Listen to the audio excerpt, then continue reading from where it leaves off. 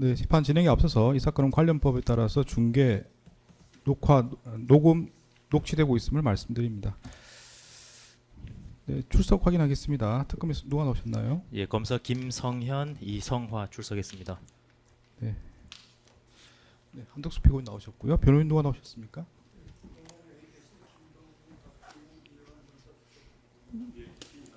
예. 네, 정진석 피고인 나오셨고요. 변호인 누가 나오셨습니까? 네. 김주현 피고인 나오셨고요. 변호인 누가 나오셨습니까? 예. 네, 이호모 피고인 나오셨고요. 변호인 누가 나오셨습니까? 법무부 송열의 이주헌, 김재형, 오용희 변호사 출석했습니다. 네.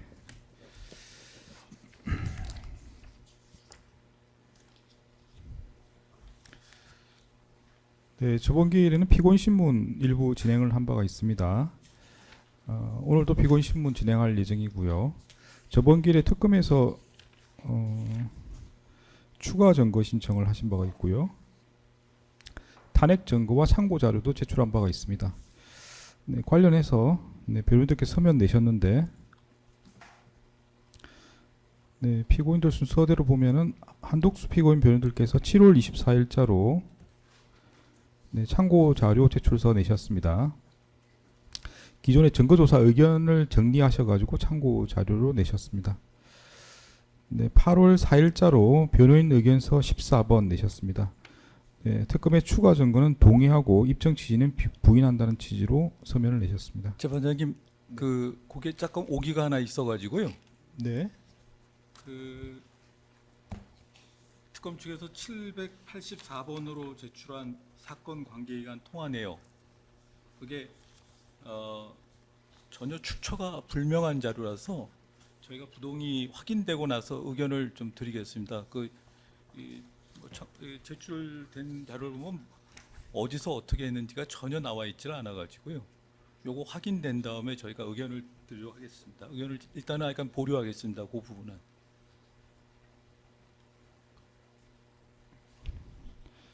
서면상으로는 동의하시는 걸로 돼 있는데, 예, 예. 그게 저희가 초안이 나가 버려가지고요. 예, 예. 그러면 뭐 부동의하시는 걸 정리하면 예, 되겠습니까? 예, 예. 일단은 부동의 좀 해주시면. 예. 네, 그러면은 서면 진술하되 순번 784번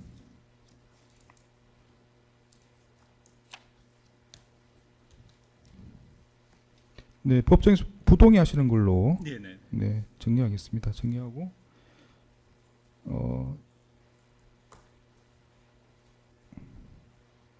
그렇게 정리해 두면 될 것 같습니다. 뭐 특별히 오해 속지는 없을 것 같고요. 네, 그 변호인 의견서 14번 진술하되 순번 784번 추가 증거에 대해서는 서면과 달리 부동의하는 의견을 진술하시는 걸로 조세 남기겠습니다. 그렇게 하면 되겠죠? 네. 네.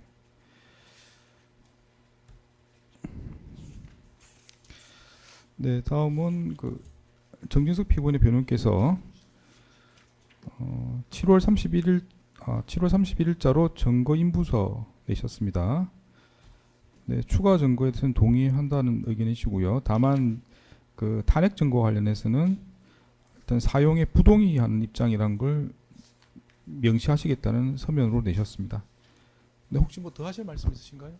없습니다. 네. 네, 그리고 김주현 피고인 변호인께서 8월 6일자 피고인 신문 신청서 내셨습니다. 혹시 추가 증거에 대한 의견은 서면 안 내시나요? 곧 제출하시겠습니까?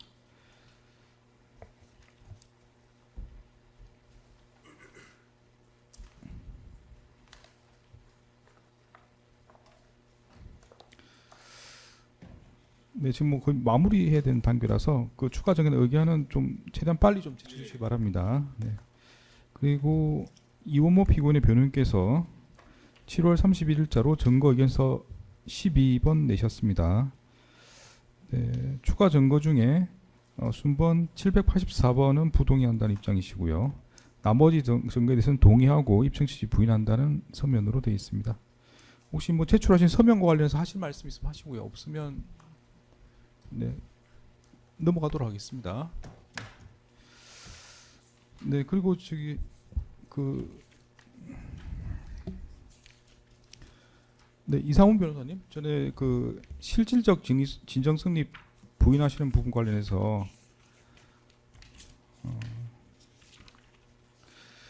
네, 제가 서면을 다시 쭉 보니까 7월 21일자로 변호인 의견서를 내시고 서정 조사라는 제목으로 돼 있는데요. 그 내용을 보면은 이제 뭐 여러 가지 다투는 내용들이 있는데 제가 법정에서 말씀드린 취지는 증거 순번이랑 쪽수, 줄 등을 특정해 주시면 조서 비고란에 증거 목록 비고란에 기재를 해드린다고 말씀을 드렸는데 이 7월 20일자 서면이 그렇게 안 돼 있고 그냥 해당 부분을 캡처하셔가지고 이제 다투시는 내용이 돼 있어가지고 제가 비고란에 표시하기가 좀 곤란합니다. 그래서 예 혹시 그게 뭐 하시면 제가 비고란에 특정을 해드리는데 지금 상태로 있으면 제가 특정할 수 없어가지고 그냥 서면만 기록에 처리해둘 수밖에 없습니다. 그래서 예 일단 그럼 원하시는 대로 해드리겠습니다. 이렇게 특정을 해주시면 증거 목록에 비고란에 기재를 해드리고요. 네 특정을 하지 않으시면 그냥 서면으로 해서 저희가 뭐 검토하도록 하겠습니다. 네.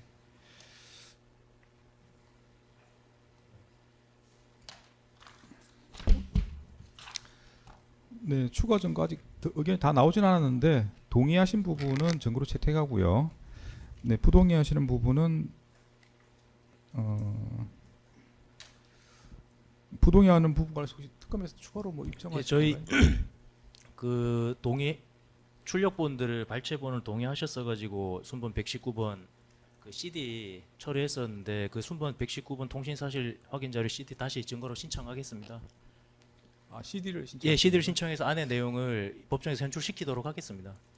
발췌본을 동의해 주셔가지고 그냥 재판 절차 진행상 좀 신속하게 진행하고자 했던 건데 통신 허가서 스캔하고 통화 내역하고 가입자 조회 등이 다 들어있는 적법한 증거 수집 로 데이터입니다. 그것을 증거로 신청하도록 하겠습니다. 지금 피고인들께서 말씀하시는 출처 말씀은 의문인 게 다 이 통신사실 확인 자료 CD에 들어있는 통화 내역인데 이제 출처를 왜 따지시는지 모르겠고 사람 이름을 기재한 건 저희가 가입자 조회해가지고 그 편의상 재판부에서 확인하기 좋으시라고 사람 이름을 기재해 놓은 것에 불과한 자료인데 지금 부동의 하시니까 이 로 데이터를 저희가 증거로 신청할 수밖에 없을 것 같습니다. 네, 순번이 몇 번으로? 순번 119번입니다. 119번.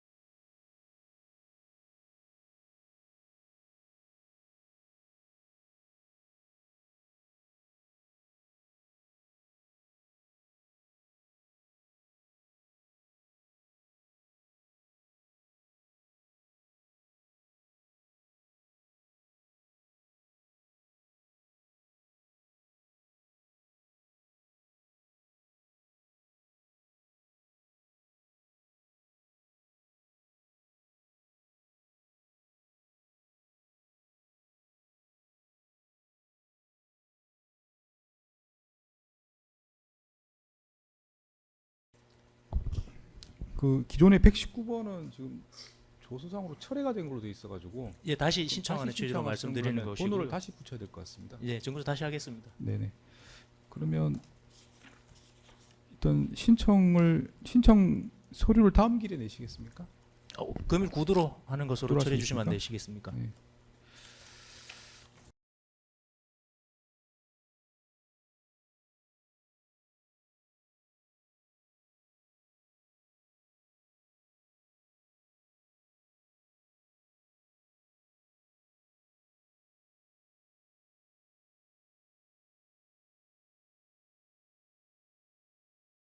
네, 그러면 새로 번호를 부여해야 될 것 같은데요. 786번으로 저희가 신청을 받도록 하겠습니다.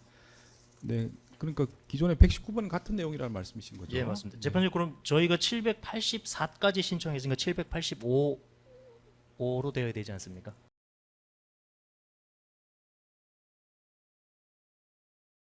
저희가 목록상으로 지금 탄핵 증거에 다 아, 포함되어 탄핵 증거. 예, 알겠습니다.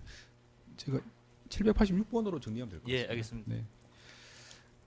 네, 기존의 119번과 같은 내용으로 지금 신청하신다고 했는데요. 이거 의견은 뭐 다음 기일에 말씀해 주시고 아마 기존에 다 부동의하셨던 거 제가 기억이 되는데 예, 맞습니다. 맞춰서 아마 그 추가적인 절차를 특검에서 준비하셔야 될 것 아, 같습니다. 그래서 이제 저희가 통신 허가서 스캔까지 들어 있는 파일인데 왜 부동의 하시냐라고 이제 저희가 입증을 해야 되니까 여쭤봤는데 뭐 안 봐서 그렇다 파악을 못했다 하시는데 뭐 요구사항이 있으시거나 잘못된 점이 있다고 지적해 주셔야 저희가 반박을 할 텐데 영장으로 수집한 파일을 부동의 하시니까 저희가 뭘 입증해야 될지 잘 모르겠고 그냥 현출은 당연히 시키도록 하겠습니다. 네네. 그래서 필요한 절차는 다음 기일에 하면 되겠습니까?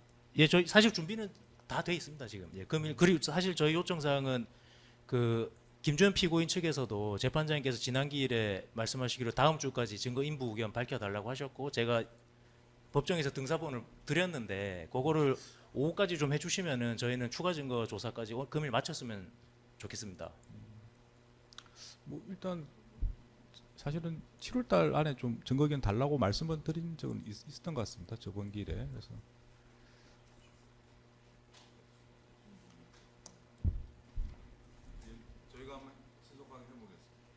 네. 오늘 하시긴 좀 곤란하신 상황이신가요? 어떻습니까? 아마 그냥 저번 기일에 아마 재판 마치고 일주일 안으로 좀 해달라고 말씀을 드렸던 것 같은데 그게 아마 안 돼서 말씀하시는 것 같습니다. 네네. 그러면 아, 일단 뭐 지금 기일이 2번 정도 더 남은 상태인데 다음 기일에 하시죠. 아마 지금 예, 좀 알겠습니다. 검토해 보시는 것 같습니다. 예. 그리고 재판장님, 그 제가 저희 이 재판 중계 영상을 좀 확인했으면 되는데 그거는 확인 못했는데 공판 조서를 보니까 재판장님께서 18회 기일쯤에 이제 김주현 피고인하고 이은모 피고인한테 검증 보고서 보고 여부에 대해서 직접 법정 진술을 청취하셨는데 그게 이제 공판 조서에 누락이 돼 있는 것 같습니다. 그래서 그걸 공판 조서에 남기시기로 했던 걸로 기억하는데 혹시 누락된 것이면은 그걸 확인해서 좀 공판 조서에 기재해 주시기 바랍니다.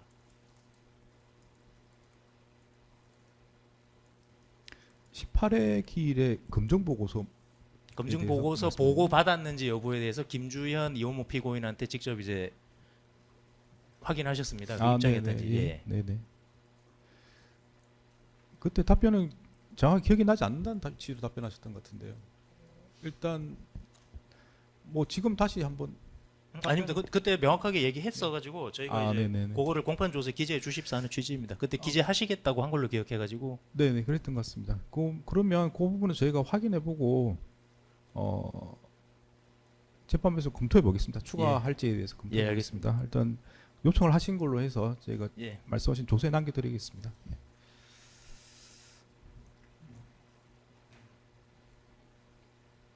네, 혹시 뭐 또 더 하실 말씀 있으신가요? 그럼 재판장님, 그 정진석 피고인 피의자 신문조서 저희 탄핵 증거로 신청했고 최후 결정 뭐 하시겠지만 약식이든 정식이든 증거조사 필요할 텐데 그 네. 부분은 그것도 차후에 그러면은 예, 다음 기일에 예. 같이 하시죠. 네, 아마 예. 추가 증거랑 CD 부분 또 오늘 추가로 신청 CD 부분하고 그다음 탄핵 증거에 대한 조사 요거는 다음 기일에 예, 같이 하겠습니다. 그 재판장님, 그 CD 통신 사실 확인 자료 CD 부분에 대해서 지금 피고인 측에 명확하게 어떤 취지로 부동의하는지를 좀 확인을 성명을 좀 구해주시면은 저희가 맞춰서 준비를 하겠습니다. 다음 주에 갔는데 이제 또 저희가 예상치 못한 주장을 하시면은 또 기일이 지연될 수 있어서 그렇습니다. 그 서면상으로 나타난 거는 이원모 피고인 변호인께서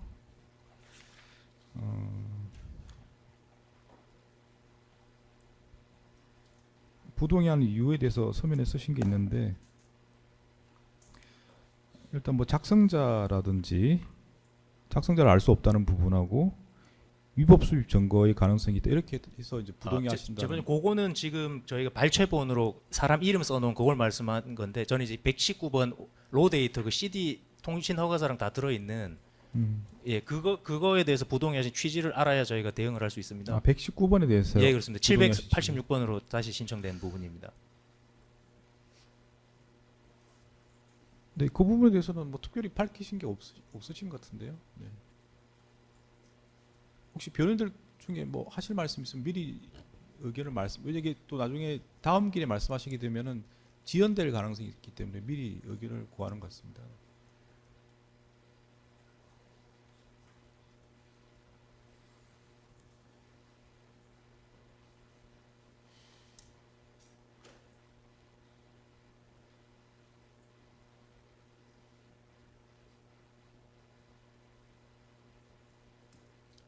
네, 뭐 하실 말씀 있으신가요? 네.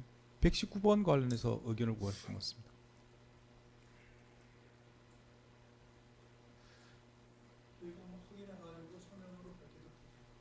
예, 근데 일단 지금 이제 특검에서도 이게 절차 지연이 될까봐 미리 말씀하시는 것 같고, 다만 이제 특별히 구체적 의견 안 주시면 나중에 또 입증하시는데 시간이 걸릴 수도 있습니다. 그렇게 되면 뭐 입증 기회를 드려야 되기 때문에 기일 진행 등에 대해서는 그런 점을 고려할 수밖에 없습니다. 그래서 오늘 좀 구체적으로 말씀해 주시면 그에 맞춰서 준비를 해가지고 뭐 입증이 되는지 안 되는지는 다음 길에 확인하면 되는 거고요. 네, 뭐 오늘 특별히 구체적으로 말씀하시는 건 없으신 것 같은데. 예, 알겠습니다. 네, 특검 입장에서 준비를 해보시고 다음 길에 혹시 뭐 추가적인 기일이 필요한 반박을 하시게 되면 네.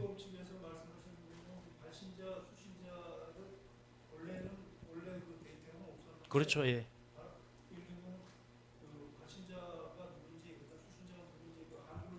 예, 이름이 들어가 있는 거예요. 예. 경찰 그게 지금 특검 전체 이 통신 사실 허가 신청서를 받은 내용들을 서버에 넣어가지고 경찰 프로그램입니다. 그래서 가입자 조회는 저희가 영장 없이 하는 거 아시잖아요. 그 가입자 조회해서 가입자 이름을 넣어 놓은 거고 그 프로그램이 검색이 용이해가지고 출력을 해드린 거고요. 그냥 그 CD는 다 보셨잖아요. 거기 통신 허가서하고 SK 쓰시거든요, 세 분이. 그래서 SK 발신 역발신으로 다 확인된 자료입니다. 예, 그래서 지금 제가 왜 이걸 도대체 일반 사건에서도 영장으로 입수한 그 통신 허가서 통화 내역을 왜 부동의 하시는지 몰라가지고. 지금 발신자 수신자 외에 여기다 더 추가로 한 게 국내 운송 통화라든지 그거 다 여기 119번 CD에 있습니다. 이름 말고는 다 있다니까요, 변호사님. 이름 외에는 원래 다 그대로 있죠. 아니 그리고 그거 보시라고 등사해 드린 거잖아요. 치료 표시가 그 특검 측에서 가공한 문서이기 때문에 인정할 수 없죠. 아니 그거 말씀이 119번 말씀해 달라고 혹시 지금. 뭐 구체적으로 하신 말씀 있으신가요? 그건 영장으로 하신 거면 사실은 뭐 저는 그 다른 피고인분들은 어떠신지 모르겠는데 저희 같은 경우는 지금 제가 기억하기로는 그러니까 CD의 사진 자체만 저희가 받았지 그 CD 아니 그거는 저희의 문제가 아니라 등사를 해가시는 분이 그렇게 해가신 거지 저희가 안 해드린 적이 없잖아요. 그럼 지금 말씀하시면 어떡합니까 변호사님? 저희가 안 해줄 이유가 없는 거고 등사를 해드렸는데 CD를 안 해가서 표지만 복사해 가셨다 하시면 지금 그러면 CD를 저희가 그러니까 언제든 저희가 원하면은 복사를 아니, 할 수 있는 건가요? 지금 혹시 다른 피고인들도 CD를 안 갖고 계십니까? 보셨습니까 혹시? 아니, 확인이 안 되는다는 뜻이죠. CD를 안 해가셨어요? CD를 해갔는데 안 열린다는 뜻이세요? 예, 아니면 안 열리고 그다음에 처리했기 때문에 저희가 그거에 대해서는 아니 자세히 안 살펴봤습니다. 아무도 예. 이 CD를 열어서 확인하신 변호인이 없으신 거예요? 저희는 열리지를 않아 가지고요. 안 열리면은 다시 등사해 가시면 되잖아요. 저 예. 지금 갖고 와서 여기 이 컴퓨터에 저장해 놨거든요. 열립니다. 근데 그 오늘 증거 과정에서 조사하려고 여기 처리됐기 때문에 복사해서 다 저희가 열어봤어요. 그러니까 다음번에 하여간 빠르게 하여간 의견을 내겠습니다. 일단 뭐 그 부분은 검토를 좀 해보시고요. 그 만약에 그 부분에서 시간이 필요하시면 특검에 시간을 더 부여드리겠습니다. 저희는 이제 빨리 했으면 하는 지금 네네. 이 재판이 너무 지연되니까 빨리 했으면 하는 입장이고 CD를 금일이라도 직원들 보내주시면 저희가 복사해드리겠습니다. 안 가지고 계신 분은요. 근데 이거 좀 중요한 문제 같은데 안 가지고 계신 분이 CD를 못 받으신 분이 있는 건지 근데 CD를 못 받은 걸 저희 탓을 하시는 건지 이게 좀 이해가 안 됩니다. 이게 이 절차가 어떻게 이 CD라는 거를 표지만 해왔다고 지금 이종 변호사님 얘기하시는데 그걸 그냥 갖고 그냥 확인 안 하고 가지고 계셨던 거예요. 그냥 다시 해오라 아니면 CD 저희한테 문의를 하셨어야 되는 거잖아요. 그럼 지금 계속 이거 부동의 하시는 이유를 몇 차례 저희가 밝혀달라고 했는데 아무 말씀 안 하셨어요. 제가 이거를 성명 요구를 재판장에게 여러 차례 드렸었어요. 그때 이종 변호사님이 뭐 이거 우리 CD 못 받았다 이런 말씀 전혀 안 하셨잖아요.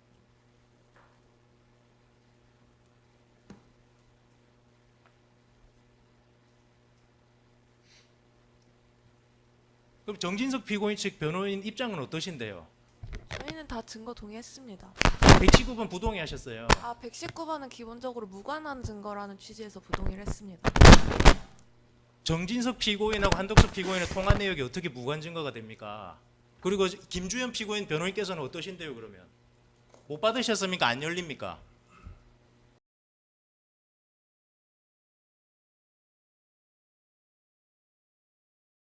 저희는 좀 확인을 해봐야 되겠는데.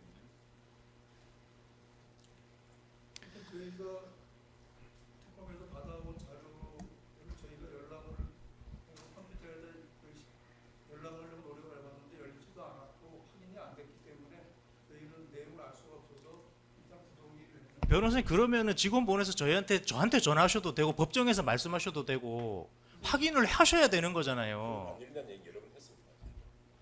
아니 그러면 저희한테 직원을 보내시면 저희가 이거는 비밀도 아니고 제가 검사 김선희 변호사한테도 사적으로 법정 외에서도 가서 찾아가서 이 CD가 안 열린다. 그때 저 기억나요, 변호사. 제가 여기서 열어서 보여드린 거 기억나요. 열는 거 확인하고 가셨잖아요. 그래서 열리네 하고 이제 예, 거기서 하는데 예. 우리가 열리지가 않기 때문에 예. 볼 수가 없다. 예. 그래서 다 뭐 자료도 냈고 의견서도 담았으니까 뭐 그런 취지만 얘기했고 계속 예, 그거 기억나요. 그래서 제가 저희 직원한테 전화해가지고 변호사님이 안 열린다고 하는데 우리 CD 확인 좀 해봐라라고 해서 확인된 거 제가 변호사님한테 말씀드렸어요. 우리 직원이 지금 열어봤는데 열린다고 말씀드린 거 저 기억나고요. 그러면 어쨌든 피고인을 변호하는 변호사님들이 저희한테 다시 열람등록 신청을 하시든지 이의를 제기하시든지 정정 요구를 하셔야 되는 거지. 그리고 제가 몇 번이나 지금 성명 요청을 드렸잖아요. 검사님께서 입증하셔야 되는 거고 우리가 지금 입증하려고 지금 요청 드리는 거잖아요. 제가 입증 안 합니까? 제가 여기 와서 입증 안 하려고 한 게 뭐가 있습니까? 답답해서 그럽니다. 이 건에 대해서는 정말 너무 답답해서. 그 철회를 하셨고 오늘 새로 신청하셨으니까 새로 진행을 하시면 될 것 같습니다. 목소리를 높일 일은 아닌 것 같습니다. 절차 진행 문제라서. 그리고 절차 진행은 재판장께서 해주신다. 검사 측에서 지금 절차를 진행하시는 것은 아닌 것 같습니다.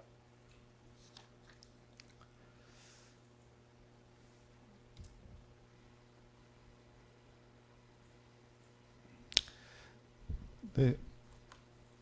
뭐 입장을 알겠습니다. 그 119번을 다시 이제 786번으로 다시 신청했습니다. 다음 주까지 이번 주까지 그에 대한 구체적인 의견을 좀 밝혀주시기 바랍니다. 이 절차 신속을 위해서 말씀드린 거라 이번 주까지 서면을 내시고요. 서면 내셔서 의견을 밝혀주시고 그 맞춰서 다음 길에 정거조사를 예, 하겠습니다. 알겠습니다. 네, 조서에 좀 남겨주시기 바랍니다. 네.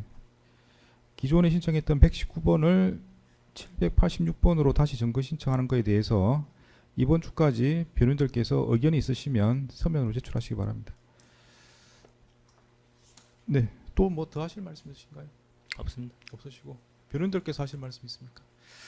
없으시면 피고인 신문 절차 진행하겠습니다. 네, 오늘 오전에는 김주현 피고인에 대해서 피고인 신문 절차 진행하겠습니다. 네, 앞으로 나오시죠. 재판장님 그 김조현 피고인의 증인으로 저희가 신문하는 것으로. 잠깐 일단 나오시죠. 네, 일단 제가 좀 이야기를 들어보겠습니다.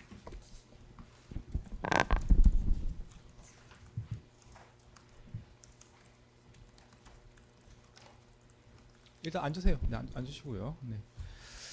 네, 뭐 피고인 신문 또는 증인 신문에 대해서는 계속 이야기가 나왔던 부분이라 네, 한번 절차적인 문제 확인해보고 진행하도록 하겠습니다. 뭐 이게 이제 피고인 신문 할지 증인 신문 할지는 사실은 명확한 구별 기준이 있는지 그리고 이 사건 경우에 여러 가지 엮여 있는 상태라서 문제가 되는 것 같긴 한데. 근데 이건 절차적인 문제라서 변호인들이나 특검에서 뭐 협의가 하시면 그 협의한 대로 진행을 하면 될 것 같고요. 그게 다툼이 있게 되면 이제 거기에 대해서 기준을 어떻게 잡을지에 대해서 또 논의를 또 해야 되는 그런 사정이 있습니다. 그래서 증인 신문이 가능하려면 이제 김주현 피고인과 무관한 그런 제3자의 지위에 있는 내용에 대해서 문의하실 때는 증인 신문이 가능하긴 한데 실질적으로 이걸 엄격하게 구별할 수 있는지도 사실 약간 좀 문제가 되긴 합니다. 그래서 변호인들 의견을 먼저 들어보겠습니다. 변호인 의견을 먼저 들어보고 지금 특검에서는 증인 신문 절차를 하긴 원하시는데 의견이 어떠신지 한번 들어보겠습니다. 예, 저희는 그 지난번에 재판장님 말씀대로 본인에 관한 내용들이 많이 지금 들어갈 수밖에 없기 때문에 피고인 신문으로 진행하시는 것으로 알고 그렇게 준비를 했고요. 만일에 증인 신문으로 하신다고 하면은 사실은 그 증언을 하기 어려운, 증언을 거부해야 될 수밖에 없는 상황도 많이 있을 것 같고, 그래서 저희는 피고인 신문이 적절하지 않나 하는 것이 변호인의 의견입니다. 일단 절차적인 문제를 다투신 입장인 것 같은데 그렇게 되면 이제 구별이 되는지를 확인해야 될 것 같습니다. 그래서 이제 이제 그 지금 변호사님 말씀처럼 구분이 재판장님이나 변호사님 말씀처럼 구분이 쉽지 않은 건 사실입니다. 사실인데 그 공소사실 사망 관련해 가지고 한덕수 피고인이 헌법재판관 임명하게 된 배경이나 상황에 대해서도 이제 김주현 피고인한테도 물었던 것이 있고 그게 관여한 적이 없다 이런 대체적인 그런 취지지만 그것이 무관하다고 뭐 무의미하다라고 볼 수도 없는 상황이라서 저도 이런 절차는 좀 경험이 없는 것 같은데 그럼 가능하면은 김주현 피고인의 진술 조서와 피해자 신문 조서를 이제 김주현 피고인 측은 동의를 했고 지금 상 피고인인 한덕수 피고인 측에서 부동의를 했는데 그 부분 진정 성립만 증인의 입장에서 하고 저희는 그 증거가 한덕수 피고인한테도 이제 그 진술들이 필요하다고 판단하는 상황이라서 증언 능력을 부여받고 싶은 겁니다. 그래서 진정 성립 부분만 저희는 증인으로서 묻고 그럼 한덕수 피고인 측에서 뭐 반대 신문을 하시든지 하는 거는 하시고 그 이후에 그럼 피고인 신문을 하는 거 그렇게까지는 가능할 것 같고요. 그리고 사실 저희 입장에서도 명확하게 증인과 피고인의 입장을 가를 수 있다 이렇게 확언을 드릴 수 있는 부분은 아닌 거 맞는 것 같습니다. 그리고 변호인께서 말씀하신 것처럼 사실 이제 직간접으로 관련돼 있으면 정언 거부를 뭐 할 수도 있고요. 네, 그런 점도 다 염두에 좀 두셔야 될 것 같습니다. 일단 지금 말씀하신 취지는 진정 성립 부분만 하고 예. 나머지는 피고인 신문으로 할 생각이 그것도 있으시다는 가능하다고 말씀이신가요? 생각합니다. 그 부분은 어떻습니까, 이상훈 변호사님? 그 부분 그렇게 하시는 것은 가능하다고. 특별히 이는 없으시고.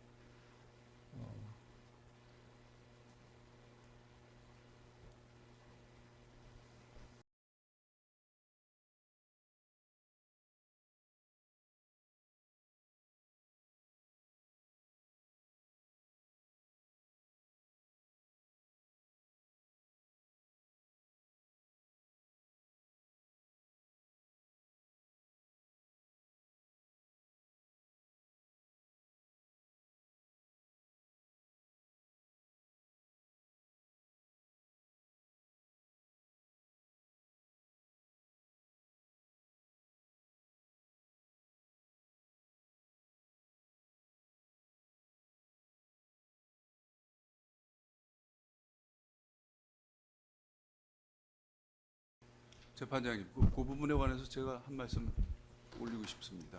아, 네, 또 말씀하십시오. 네, 네. 그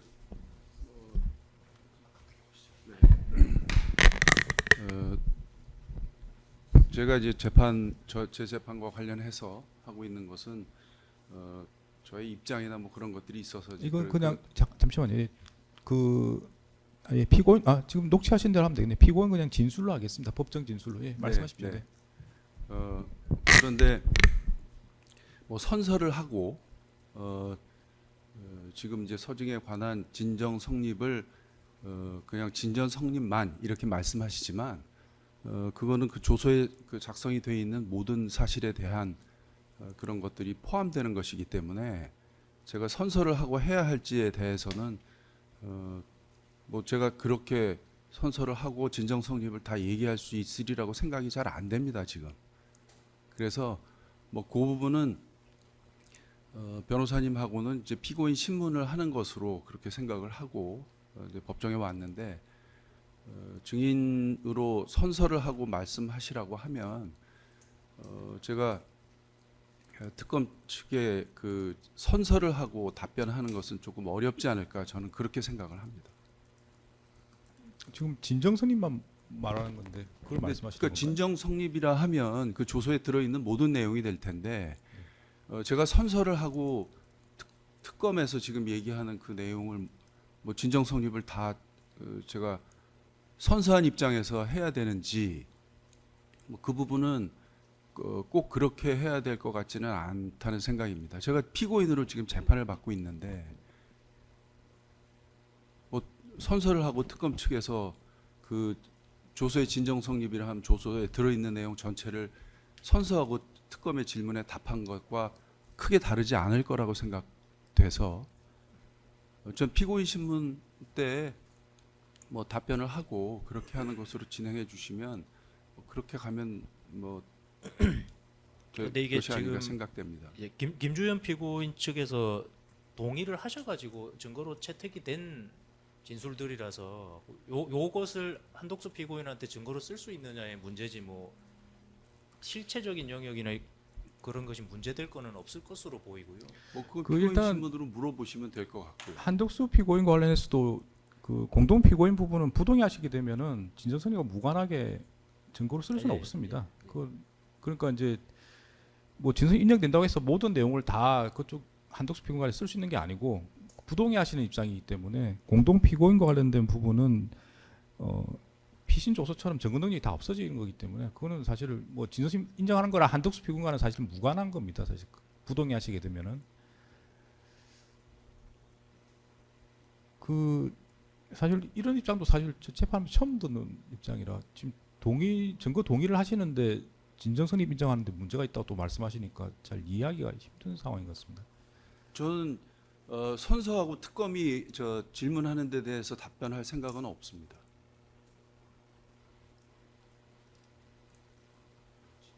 그 증거로 하는데 동의한다는 거는 저의 입장을 그 재판에 관한 저희 입장으로 말씀을 드린 거고요.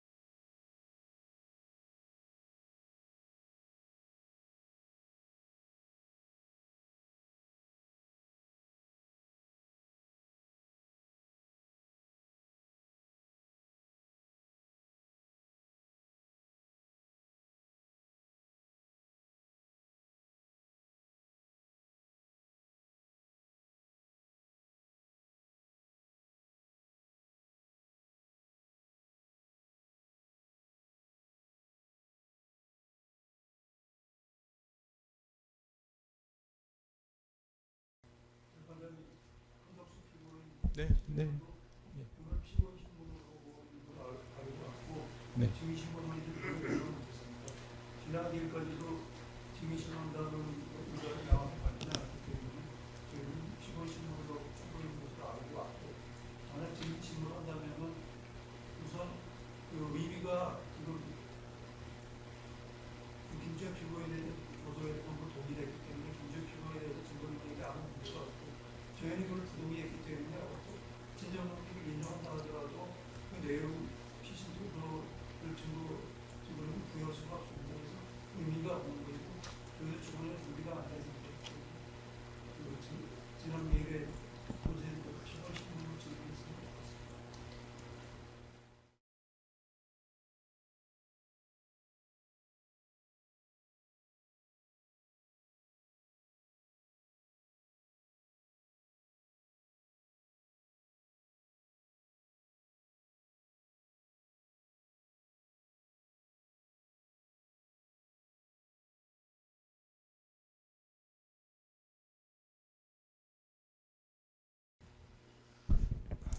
네, 일단 뭐 이렇게 하시죠. 일단 그 부분 저도 좀 검토해봐야 될 것 같습니다. 이런 상황이 뭐 저도 처음 보는 상황이라. 네.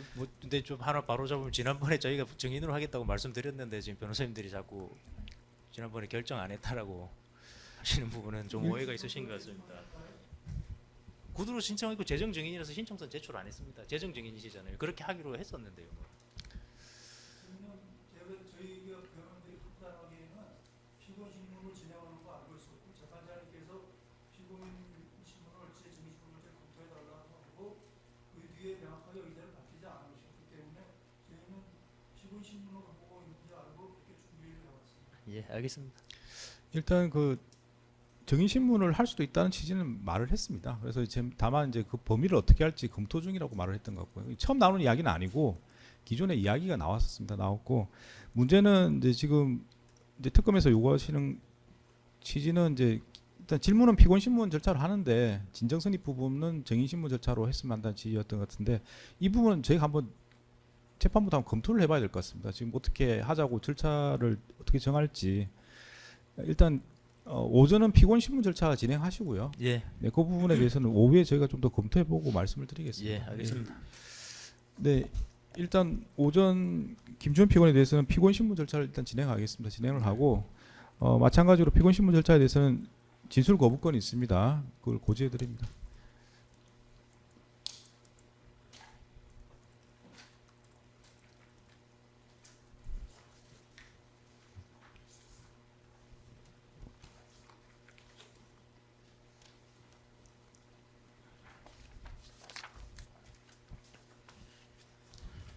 예, 피고인 안녕하십니까?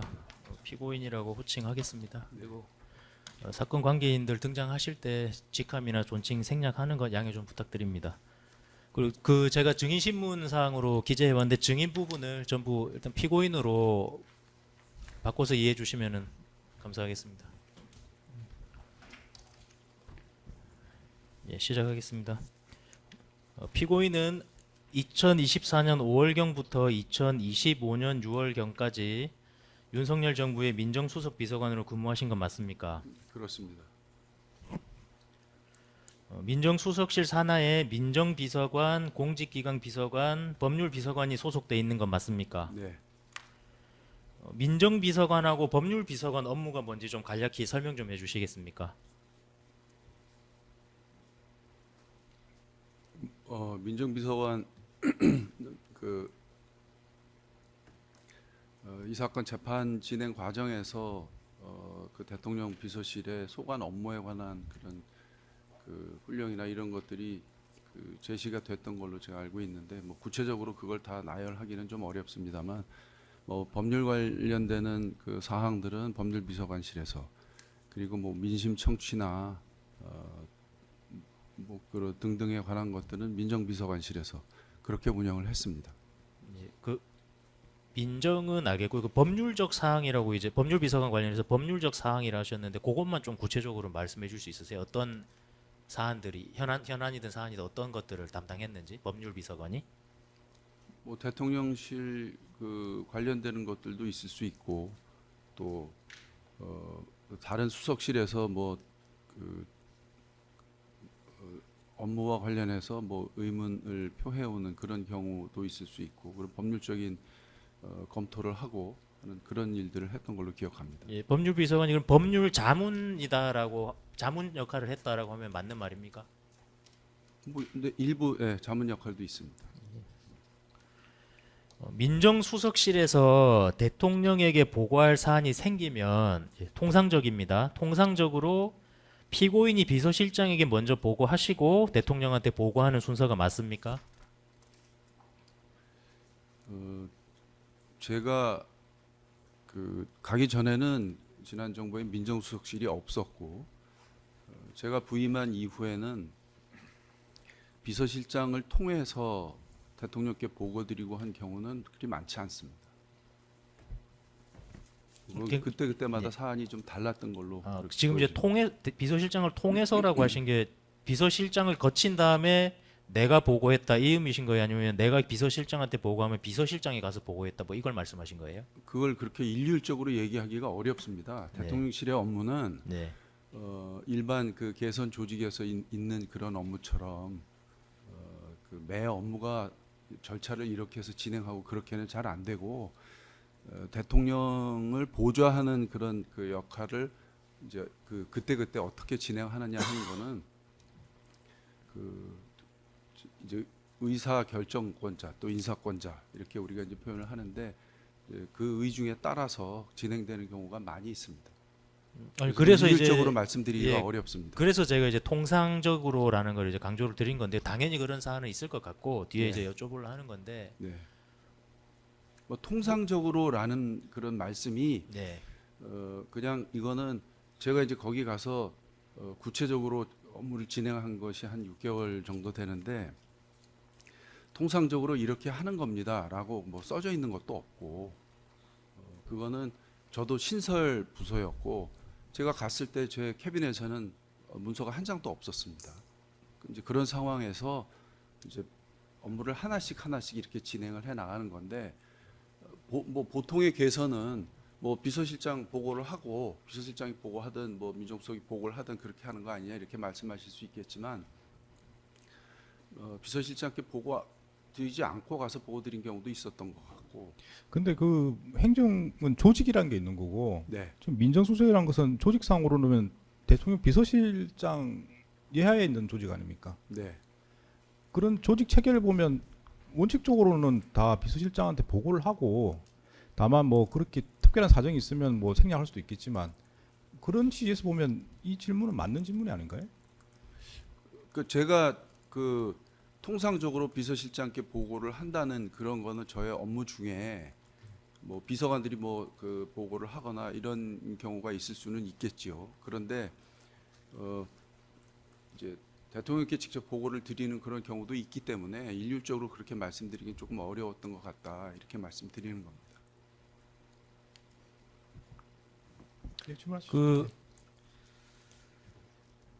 증인 피고인께서는 이제 검찰청에서도 오래 계셨었는데 예를 들어 뭐 평검사나 부장검사가 지검장 검사장이라고 하죠. 지검장한테 바로 보고를 가는 거는 정말 이례적인 일이지 않습니까? 그것처럼 지금 재판장님 말씀처럼 통상적으로 보고 체계는 존재해야 되는 것 아닙니까? 그러니까 일반 행정 조직하고 대통령을 보좌하는 대통령실의 조직 구조하고는 좀 차이가 있더라. 그런 말씀을 드리는 겁니다. 그러니까 일반적인 경우라는 것을 상정할 수가 없어요. 대통령을 보좌하는 기능이기 때문에 그 일반적이라는 것은 일반적인 행정 조직을 말씀하시는 것 같고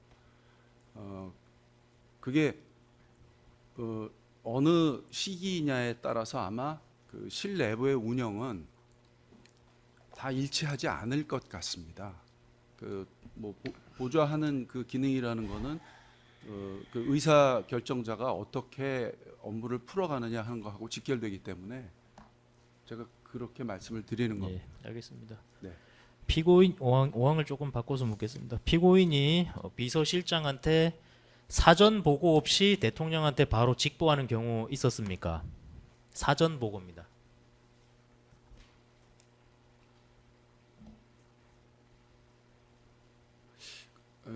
어떤 사안을 그렇게 했냐고 물어보시면 모르겠는데 뭐 일반적으로 말씀하시면 뭐 그럴 수도 있을 것 같습니다.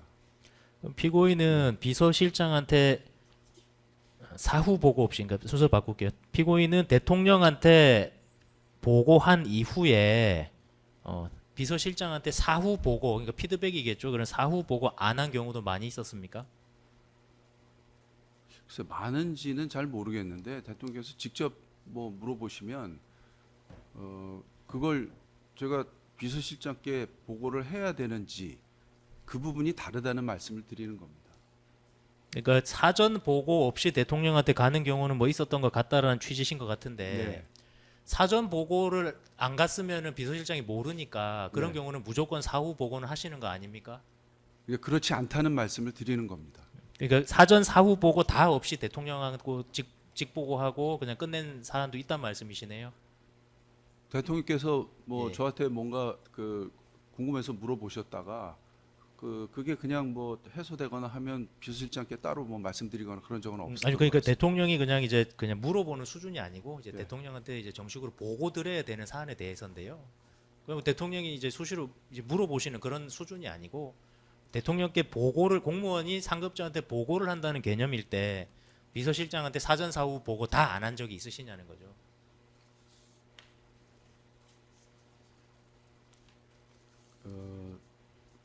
그 보고를 해야 한다는 지금 그 말씀도 일반 그 행정 체계에 관련되는 그런 질문이신 것 같고 뭐 이 말씀을 왜 길게 해야 되는지 내가 잘 모르겠는데 제가 가서 업무를 할 때에는 그렇게 했다는 말씀을 드리는 겁니다. 그러니까 저도 업무를 어떻게 하셨는지 그냥 여쭤본 겁니다. 뭐 다른 그러니까 게 아니고. 그렇게 했다고 예, 말씀을 예. 드리잖아요. 아니요, 그러니까 생략 사전 사후 생략하신 게 있냐고 여쭤봤잖아요. 저는. 생략하는 경우도 있다고 지금 말씀을 드린 겁니다. 알겠습니다. 예, 그렇게 그 답변을 그냥 듣고 싶었던 겁니다. 그 내용에 대한 답변이. 예. 근데 그게 생략이 아니고 예. 예. 생략이라 하면 어떤 절차를 진행하고 뭐 그래야 되는데 그걸 안 한 것처럼 지금 말씀을 하셔서 제가 그렇게 답변을 안 하는 거거든요. 대통령께서 뭘 확인하는데 그냥 일반적으로 확인하고가 어디 있습니까? 제가 보고하는 건 보고하는 건데. 아니요, 그러니까 대통령이 제가 말씀드린 거는 즉흥적으로든 준비되지 않은 상황에서 뭐 물어보시는 거 이런 것 말고 서면으로 작성해서 보고해야 될 사안들이 생기지 않습니까? 정기 보고라든지 서면으로 작성해야 되는 좀 더 격식 있는 거라고 표현하면 좀 맞지 않을까 싶은데요. 좀 더 정형화된 그런 보고를 말씀드린 겁니다. 저는 그런 보고를 사전 사후 비서실장한테 보고 안 하고 하신 적이 있느냐? 글쎄 구체적인 사안은 잘 생각은 안 나지만 대통령께서 말씀하신 거를 그렇게 이제 보고를 했다고 비서실장께 다 보고한 것 같지는 않습니다. 예. 그럼 이제 말씀 지가 보니까 이제 비서실의 조직과 무관하게 네. 피고인이 이제 일을 할 때 뭐 대통령께 직접 보고를 하고 뭐 사업 보고를 안 하는 경우도 있고 뭐 이렇게 말씀하시는 것 같은데 네. 그러면 정지석 비서실장은 뭘 하는 건가요? 뭐 저희 업무 말고도 업무가 많이 있고요. 저희 중에도 그 뭐 결제 과정을 거치거나 뭐 그런 것들에 대해서는 비서실장님도 결제도 하시고 사후에 뭐 보고를 받으시는 경우도 있고. 근데 이게 다양한 방식으로 그렇게 업무가 진행이 됐다 그렇게 말씀드리는 겁니다. 대통령이 직접 비서관들한테 뭘 물어볼 거면 사실 그게 뭐 간단한 것도 있을 수 있지만 뭐 신속하게 확인을 하거나 뭐 중요한 문제일 수도 있는데 그런 거에 대해서 이제 사업 보고를 안 하는 경우도 있다 이렇게 그냥 말씀하시는 겁니까? 그럼 비서실장이 모르고 그냥 진행되는 그런 것들이 있었다는 말씀이신 거네요. 모르고 진행이 된다는 말씀은 잘 모르겠고요.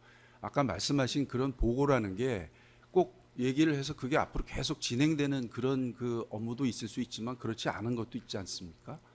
그러니까 거기서 지금 그 대통령께서 필요로 하는 뭐 그런 말씀을 우리가 보고를 할 때 모든 걸 지금 그 비서실장에게 다 뭐 말하자면 경유하는 거 아니겠습니까? 그렇지는 않았던 것 같다. 제 업무를 할 때. 그럼 그렇게 중요한 말씀드립니다. 부분은 공유를 했다 이렇게 이해하면 되겠습니까? 중요한 부분은 공유했다 이렇게 말씀 뭐 드리겠습니다. 네. 다음 질문하시죠. 예. 칠항입니다. 대통령 권한 대행 시기에도 매주 일요일에 실습이 개최되었었죠. 네. 피고인은 인사 보고라고 하는 이제 이 법정에서 많이 이제 나왔는데요. 피고인은 인사 보고라고 하는 대통령이 하는 인사와 관련된 회의에 필수 참석 인원이십니까? 대통령 권한 대행 때를 말씀하십니까? 아닙니다. 그냥 인사 보고가 열렸다고 하시니까 그 인사 보고에 그냥 필수 참석 인원이시냐는 겁니다. 필수 참석 인원인지는 제가 그 인사 보고를 관리하지 않기 때문에 잘 모르겠고 인사 보고 때 제가 참석해서 뭐 서약서 쓰라고 해서 서약서 쓰기도 하고 그랬습니다. 예. 그 인사 보고가 이제 공직 후보자에 대한 추천도 이루어지고 그리고 이전에 추천되어서 인사 검증 진행한 사람이 있으면 그에 대한 검증 결과를 보고하기도 했다라고 지금 이 법정에서 많은 사람들이 진술 증언했는데 피고인이 아시기에도 그런 내용이 맞습니까? 인사 보고 때 일반적으로 그 공무원들의 승진 또는 뭐 인사 대상이 되는 분들에 대해서 그런 보고가 이루어졌던 걸로 기억합니다. 피고인 죄송합니다. 자꾸 이게 증인이라 써놔가지고 좀 양해 좀 해주십시오. 피고인이 인사위원회하고 인사추천위원회 개최됐는지 아닌지 알고 있으십니까? 인사위원회, 인사추천위원회 이게 명칭이 뭐 조금 문제됐는데요. 그 위원회는 제가 이제 관장하는 위원회가 아니니까 그건 잘 모른다 이렇게 말씀드렸고 그 인사 보고가 인사 보고라는 그 규정으로 운영이 되는지 그게 뭐 추천위원회라는 형식으로 운영이 되는지 그 부분까지는 제가 잘 모르겠고 대통령 모시고 하는 인사 보고에 참석해서 그런 내용들을 얘기를 듣고 그런 그 일이 있습니다. 예.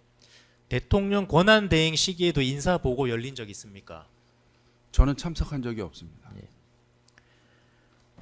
인사 보고 전에 피고인이 이제 뭐 미리 확인하시는 자료가 있습니까? 참석하시기 전에 미리 받거나 확인하시는 자료, 인사 보고 전에.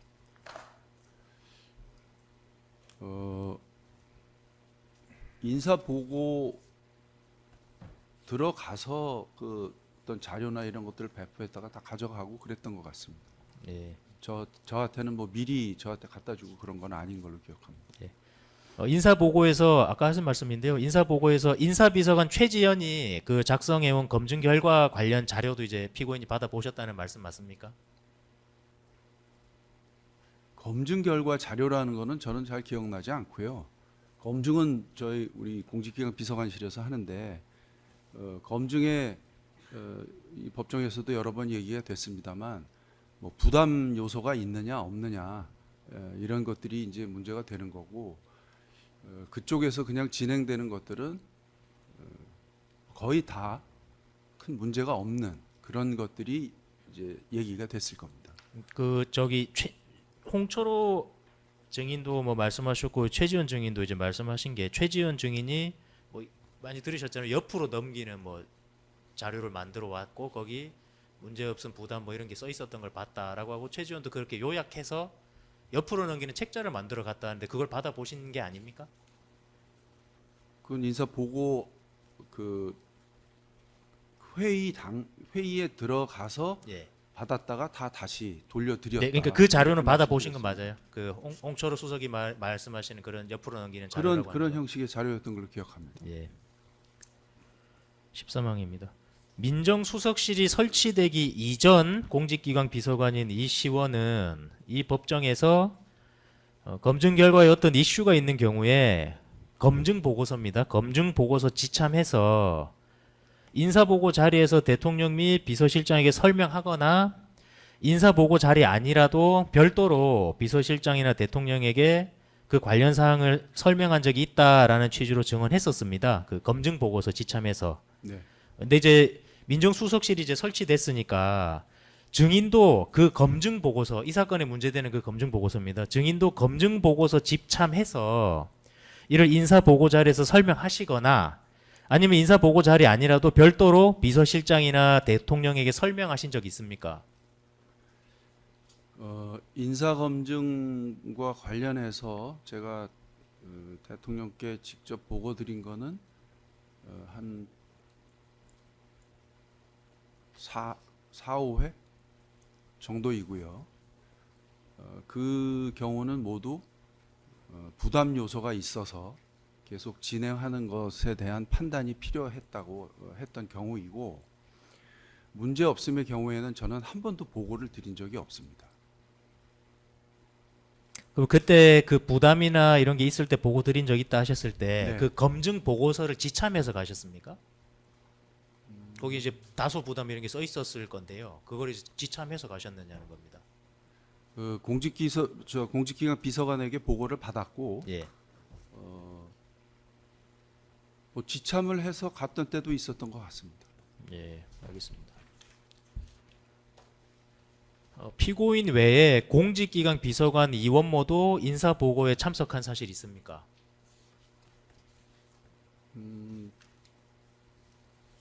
참석했던 기억이 있습니다. 예. 예.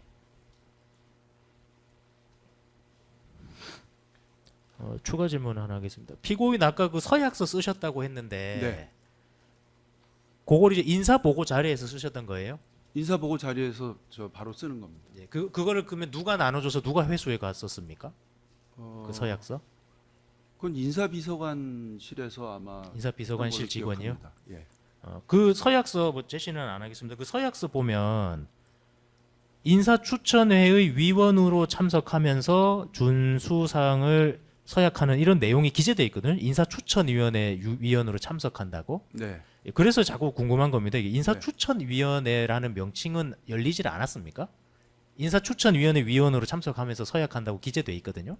그러니까 인사추천위원회를 어떻게 운영하느냐 하는 거는 그걸 담당하고 있는 부서가 그 행하는 방식이 있을 것이고 인사추천위원회인데 왜 인사 보고를 하느냐 그런 얘기를 한 적은 없습니다. 그러니까 인사 보고라고 얘기를 하든 인사추천위원회라고 얘기를 하든 실질이 이제 그에 해당되는 그런 내용의 논의가 뭐 얘기가 되고 거기에서 그런 일이 진행이 되는구나. 뭐 들어갔을 때 제가 참석했을 때는 저는 그런 생각을 했습니다.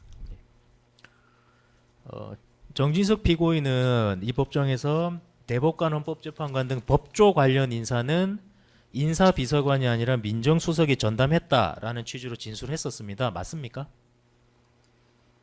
근데 그 인사라는 게 그 일반 공무원들에 대한 그런 인사하고는 그 법조 관련 부분은 다르지 않습니까? 예. 대법원에서 뭐 추천위원회를 진행을 하고 뭐 제청을 해오고 이런 것들을 하기 때문에 뭐 인사 비서관이 할 수 있는 뭐 그런 그 업무의 영역은 아마 그게 별로 없을 겁니다. 네, 그래서 민정수석실이 전담했다라고 하는 진술이 맞는 말입니까? 그러니까 거기에서 제가 전담하는 업무가 뭐냐 그렇게 보시면 대법원에서 지금 그 추천위원회 만들어서 쭉 절차를 진행을 하는데 제가 전담하는 업무가 뭐가 있습니까? 그런 지금 그 중요한 대통령이 임명하셔야 하는 그 최고위직 사법관에 대한 그런 절차가 진행되고 있는 것, 그런 거를 뭐 관심 있게 보고 해야 되는 부서는 민정수석이다, 그런 말씀으로 저는 이해를 합니다. 그 법조 관련 인사, 제가 이제 관리라고 지금 써서 왔는데 좀 세분화해 보겠습니다. 그럼 법조 관련 인사 리스트랄 명단, 추천, 뭐 선별, 최종적으로 후보자, 대통령 인사권자한테 보고할 후보자를 추리는 그런 선별이라고 표현할 거예요. 그런 것을 하는 거는 민정수석실 내에 누가 어떻게 하는 겁니까? 그러니까 그 지금 말씀하신 그런 그 과정이 대법관이나 뭐 헌법재판관 그 다른 그 진행됐던 경우에는 그런 과정 자체가 없지 않습니까? 후보 추천위원회를 뭐 대법원에서 만들어서 그 위원회에서 검토를 해가지고 추천하는 그 대상들을 선별을 하고 그 중에서 그 제청권자가 제청을 하고 그런 식으로 지금 업무가 진행이 되지 않습니까? 네. 근데 그 추천위원회에서 지금 진행되고 있는 걸 뭐 저희가 선별해서 그 중에 누구누구를 추천하시라 이렇게 하는 과정이 없습니다. 그러면은 그 다르게 좀 여쭤볼게요. 그 대통령 목세, 이거 뒤에 물어볼 부분인데요. 대통령 목세는 이제 대통령실에서 해야 되니까 대통령 목세 헌법재판관 관련 인사에서 후보자 추천 선출 이런 것들은 민정수석실 누가 어떻게 하는 겁니까? 그 이번 경우 말고 그 전에 있었던 것은 이제 정영식 그 재판관 때 그 헌법재판관 대통령 모세 헌법관 재판관의 지명이 있었는데 그 이전에 어떻게 진행이 됐는지에 관한 자료는 제가 인수인계 받은 게 없습니다. 그리고 그 절차를 어떻게 진행해야 되는지 하는 뭐 그런 그 내부적인 프로토콜이나 그런 것도 정해져 있지 않은 상황입니다. 인사가 행정 절차처럼 그렇게 어떤 딱 정해진 절차대로 진행되는 거는 인사청문회나 뭐 법률의 규정이 정해져 있거나 또는 제청권자가 있어서 그쪽에서 그 진행이 되는 절차를 규정을 하고 지켜나가고 하는 그런 대목이 있는 거고요. 또 그런 그 인사권의 행사라는 그 대통령의 그 인사권 행사가 광범위한 재량 행위다 이렇게 우리가 얘기하는 거는 그걸 하나하나 매 경우에 따져서 절차화하고 그런 부분들이 없는 경우이기 때문에 그렇게 얘기를 하는 것이 아닌가 저는 그렇게 생각합니다. 16-1항입니다. 뭐 없으면 없다 하시면 됩니다. 확인 좀 하겠습니다. 대법관 후보자 선정부터 대통령의 대법관 임명까지 절차에서 민정수석실이 관여하는 업무가 있으면 뭡니까? 제가 이제 그렇게 말씀하시면 그게 이 재판하고 무슨 관계가 있는지 잘 모르겠어요. 국회 선출 대법원장 지명 헌법재판관에 대한 네. 대통령의 임명 절차에서 민정수석실이 관여하는 업무는 뭐가 있습니까? 그러니까 일반적으로 그렇게 말씀하시면 제가 하고 있던 업무를 뭐 다 얘기하라 이런 걸로 들리거든요. 제가 이제 간단하게 조금 말씀을 드리면 대법원에서 대법관을 지명하고 추천해서 제청해 오고 대통령이 임명을 하고 하는 그런 과정에서 대법원하고 그 대통령실하고 사이에 뭐 의사 연락이 필요하지 않습니까? 뭐 그런 경우에 의사 연락을 뭐 주고받는 그런 그 청구 그렇게 됩니다. 아까 여쭤봤던 건데요. 또 좀 여쭤보겠습니다. 대통령 몫의 헌법재판관 임명 절차에서 민정수석실이 관여한 업무는 뭐가 있습니까? 아까 말씀드린 대로 그 전례가 어떻게 되는지에 대해서는 잘 제가 뭐 인수인계 받은 그런 자료나 그런 건 없다고 말씀을 드렸고 그리고 그 절차를 어떻게 해야 되는지에 대한 프로토콜이나 뭐 그런 것들은 뭐 수사를 다 하셔서 아시겠지만 그런 게 없다는 것도 잘 아실 거 아니겠습니까? 그래서 뭐 관여한 부분이 뭐냐라고 말씀을 하시면 거기에 대해서는 뭐라고 답변을 드려야 될지 잘 모르겠습니다. 피고인은 업무 수행하실 때 개인 휴대전화 및 사무실 전화 사용하시고 시그널 어플 사용한다고 진술하셨는데 맞습니까? 맞습니다. 피고인 텔레그램도 사용하셨습니까? 그 뭐 사용하기도 하고 그게 뭐 그 제가 사용하느냐 보다는 그 뭐 여러분들이 그렇게 하고 있으니까 우리가 카톡도 사용하고 뭐 다양한 것들은 뭐 제 전화기에도 다 들어 있었겠죠. 피고인은 2024년 12월 4일 오후 2시경 있었던 소위 당정대 회의라고 하는 자리에 참석하셨었죠. 그렇습니다.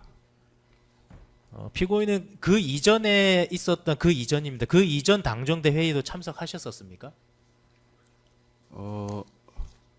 한 번 정도 제 참석한 일이 있습니다. 한 번 정도요. 네. 한 번 정도 있었던 것 같습니다. 한두 번 뭐. 그러면은 자주 참석은 안 하신 것 같은데 한 네. 번 이전에 한 번 참석하셨던 거 왜 참석했었는지 이례적이니까 기억하십니까? 아니 그걸 이제 이례적이라고 말씀하시면 안 되고요. 예. 그 업무로 그 회의에 참석하는데 그 언론에 다 보도되는 회의 아닙니까? 아니요, 그러니까 그때 근데 그게 참석 안 제가- 하시다가 한 번 참석했으니까 증인 피고인 기억에 이례적이라는 뜻이고요. 그러니까 10번 열리는 거에 한 번 가셨다고 하면은 기억이 나는 거지 않습니까? 그래서 그 기억 나시냐 여쭤본 겁니다.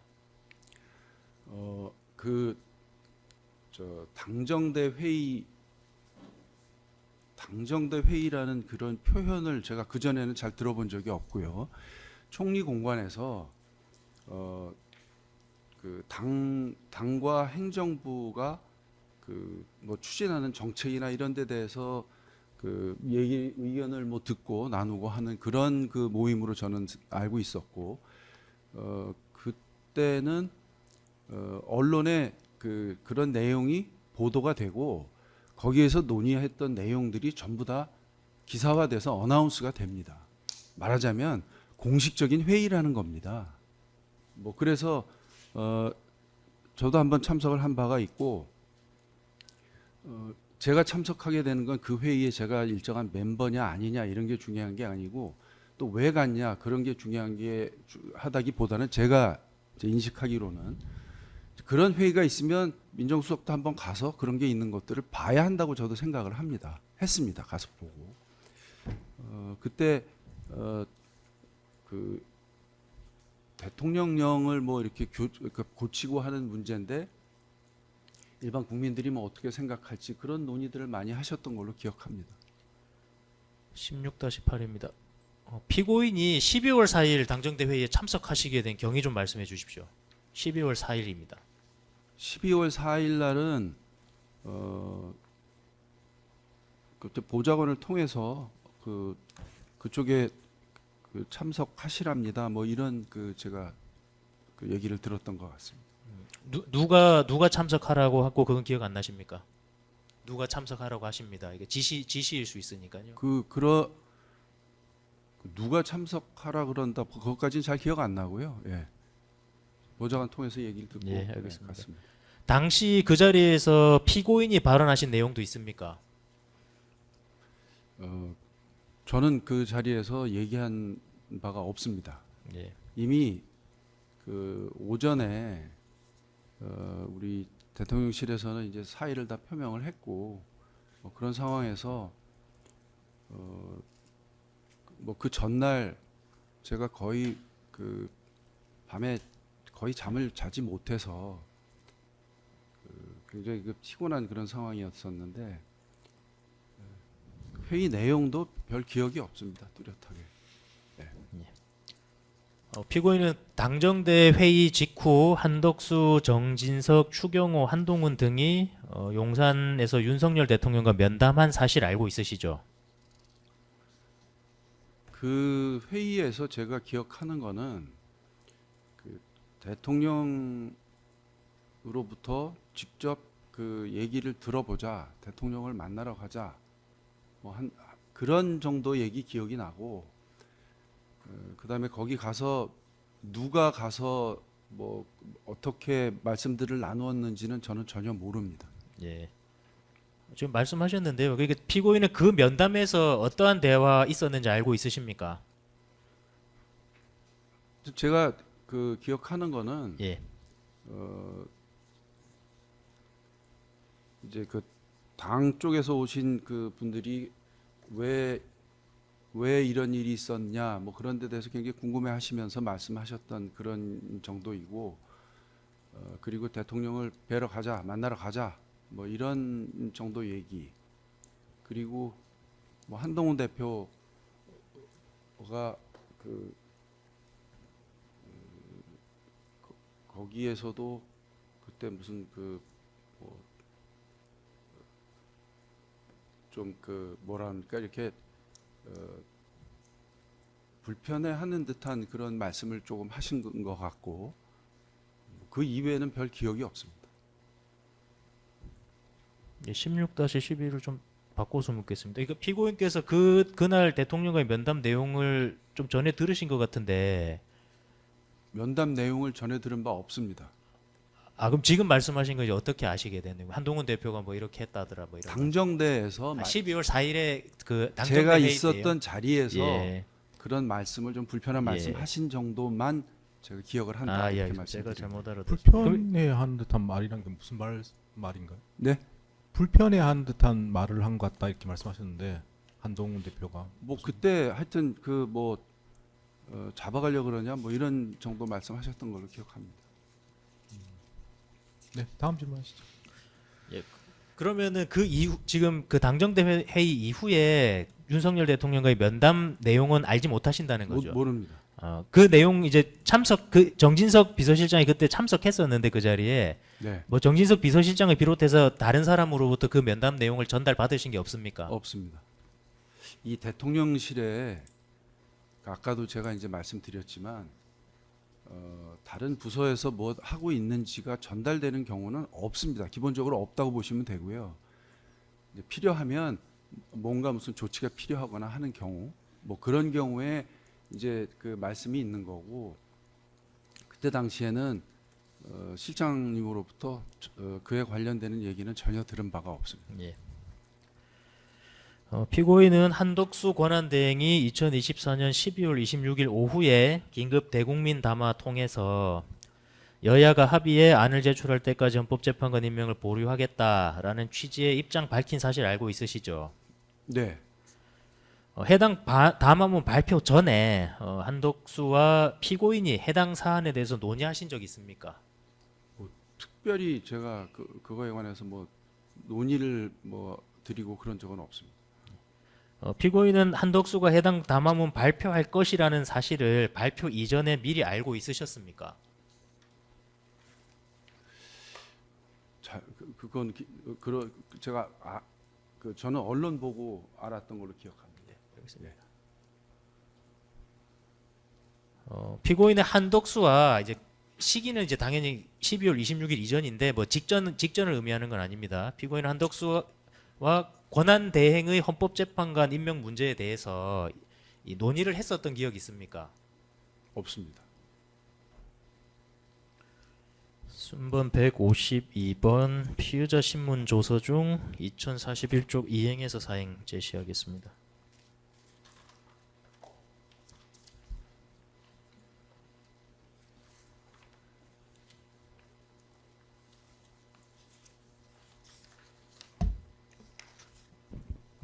이거 피고인께서 말씀하신 내용인데요. 권한대행 체제가 되었으니 비서실이 어떻게 되는지 정도와 헌법재판관 임명 문제에 대한 여야 간 대립이 극심하다는 일반 논종 문제에 대해서 간단한 의견을 물어본 적이 있습니다라고 진술하셨는데요.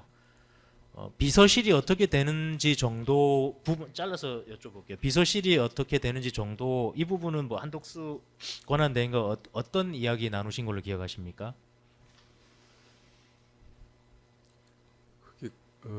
권한대행 체제가 되고 난 다음에 인사를 드리러 간 적이 있었고요.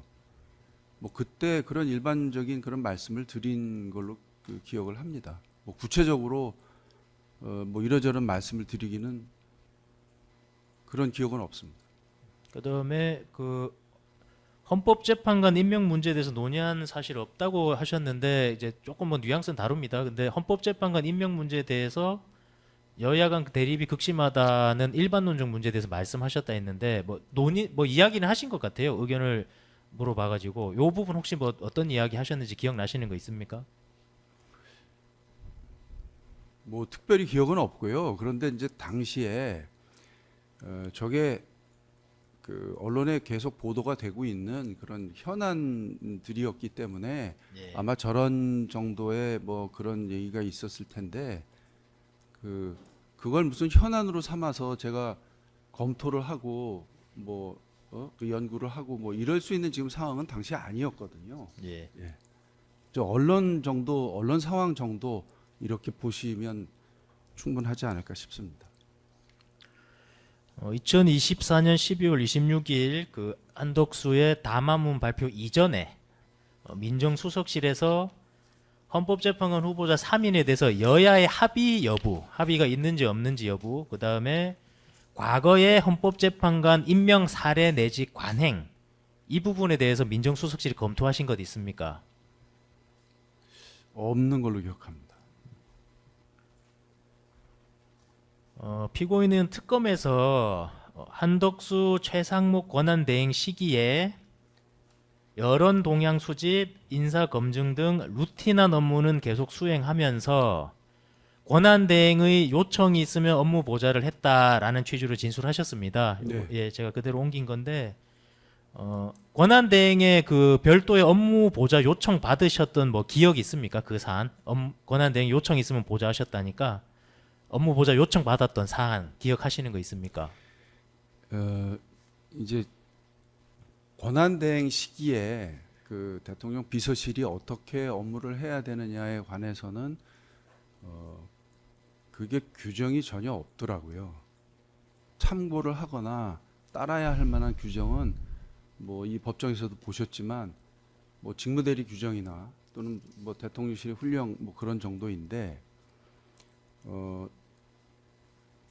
대통령이 계실 때는 루틴하게 저희가 하는 일들이 권한대행 시절에는 루틴하게 돌아갈 수가 없었다는 것이고, 그래서 제가 어떤 이슈에 대해서 이게 대통령 계실 때 같으면 뭐 이렇게 뭐 말씀도 드리고 했어야 될 만한 사안이라고 생각되는 것들이 그 이후엔 그렇게 진행이 안 됐고, 왜냐하면 총리실은 나름의 그 보좌 기능이 또 있고, 그리고 그 대대행 시절에도 그런 보좌 그 기능이 있었고, 그렇기 때문에 그런 식의 이제 그 설명을 드렸던 거고, 요청을 특별히 받았던 거는 제가 직접 받기보다는 뭐 비서관들에게 그 연락이 오거나 했을 텐데, 일단 당시의 인사는 이제 부처 인사를 주로 이렇게 진행을 하셨고, 부처 인사가 진행이 되는 거니까, 그러니까 부처 인사라는 건 이제 부처에서 대행과 그 보고 드리고 뭐 협의해서 인사가 진행되는 경우에 그 민정수석실에서는 인사 검증 업무가 거기에 따라서 계속 그 돌고 있는 거니까. 근데 인사 검증은 뭐 제가 직접 챙겨야 될 그런 업무는 아니라서 뭐 그런 정도이고, 뭐 뚜렷하게 뭐 요청을 받았다 이런 기억은 잘 없습니다. 그 2024년 12월 26일 담화문 발표 전에 네. 한독수 피고인이랑 이렇게 뭐 직접이든 간접이든 의견 교환을 하신 적이 없는 게 맞습니까? 상황상 되게 이상한 상황인 것 같이 보이는데요. 다, 그러니까 이제 담화문 발표 전에 네. 피고인과 이렇게 뭐 한독수 피고인과 이렇게 직접이든 간접이든 뭐 협의를 하든지 의견을 듣든지 그런 절차가 있었던 건 아닙니까? 그런 거 없었다고 말씀하시는 건가요? 어떤 그러니까 협의나 뭐 의견이라 하시면 그때 그 당시만 해도 제가 이제 그 이 보좌 기능에 관해서 계속 그 말씀을 드리는 이유는 그게 평상시와 같이 운영이 되지 않았었기 때문에 대행께서 말씀을 하시면 저희는 그 뭐 움직이거나 답변을 하거나 하는 그런 상황이었었고 그 이슈에 대해서 그러면 민정수석실이 당연히 했어야 될 것 같은데라고 말씀을 하시지만 뭐 실제로는 뭐 다양한 그런 또 그 말씀을 듣는 채널이 있으셨을 테니까 뭐 그래서 뭐 저한테 정면으로 뭐 그렇게 말씀하시거나 그랬던 기억은 없습니다. 그럼 다른 비서관을 통해서 의견을 확인해 본 적이 있습니까? 한독수 피고인이 저기는 피고인에게 그런 기억 없습니다. 지금 대행 체제에서도 인사 문제는 이제 비서실에서 관여한 걸로 이렇게 이야기가 나오고 있고 그게 부처 인사라고 말씀하시지만 네. 기본적으로 인사는 관여가 된 걸로 이렇게 이야기 나오고 있는 것 같은데 게다가 지금 전인석 피고인의 말에 따르면 이 헌법재판관, 대법관 등 관련 인사는 본인이 전혀 관여한 바가 없다고 이제 전인석 피고인은 말을 하고 있고요. 네. 그리고 국무총리실에서도 그런 일을 할 만한 기존에 하던 일이 아니기 때문에 네. 그게 이제 국무총리실에서 직접 관여할 수도 없는 상황이고 이런 상황이 되면은 결국 보면 이제 김주현 피고인 말고는 딱히 이렇게 뭐 문의해 보고 그게 무슨 대행권자의 인사권 행사 뭐 제가 뭐 위협하다는 게 아니고 절차적으로 봤을 때는 그럼 기존에 누가 어떻게 뭐 관여를 했습니까 이렇게 하면 당연히 김주현 피고인 이야기가 나올 것 같은 상황이기 때문에 그 합의가 없으면은 헌법재판관 임명할 수 없다는 이런 결정을 하는 데 있어가지고 피고인이 김주현 피고인이 관여가 안 돼 있다는 게 이상해서 여쭤보는 겁니다. 그 사실은 아까 말씀드렸지만 그 제청이나 또는 뭐 그 국회 선출이나 그런 그 업무의 경우에 대통령의 임명 요청안이 국회에 접수되고 나면 그 이후의 절차는 인사에서 그냥 진행을 합니다. 그래서 언제 임명을 하느냐 하는 거는 해당 뭐 대법원이나 그쪽하고 또 인사에서 이렇게 협의를 하는 거고 그리고 임명을 이제 언제 하느냐 뭐 이렇게 하는 것도 다 그쪽에서 그냥 진행을 하는 것이라서 제가 그 민정수석으로 가고 난 후에 그런 임명과 관련돼서 제가 나서서 무슨 얘기를 하거나 한 적이 없습니다. 그런데 대법관을 국회에서 이제 인사청문을 하고 대법원장께서 제청을 하고 그 이후에 인사청문 절차가 이루어져서 임명을 한다.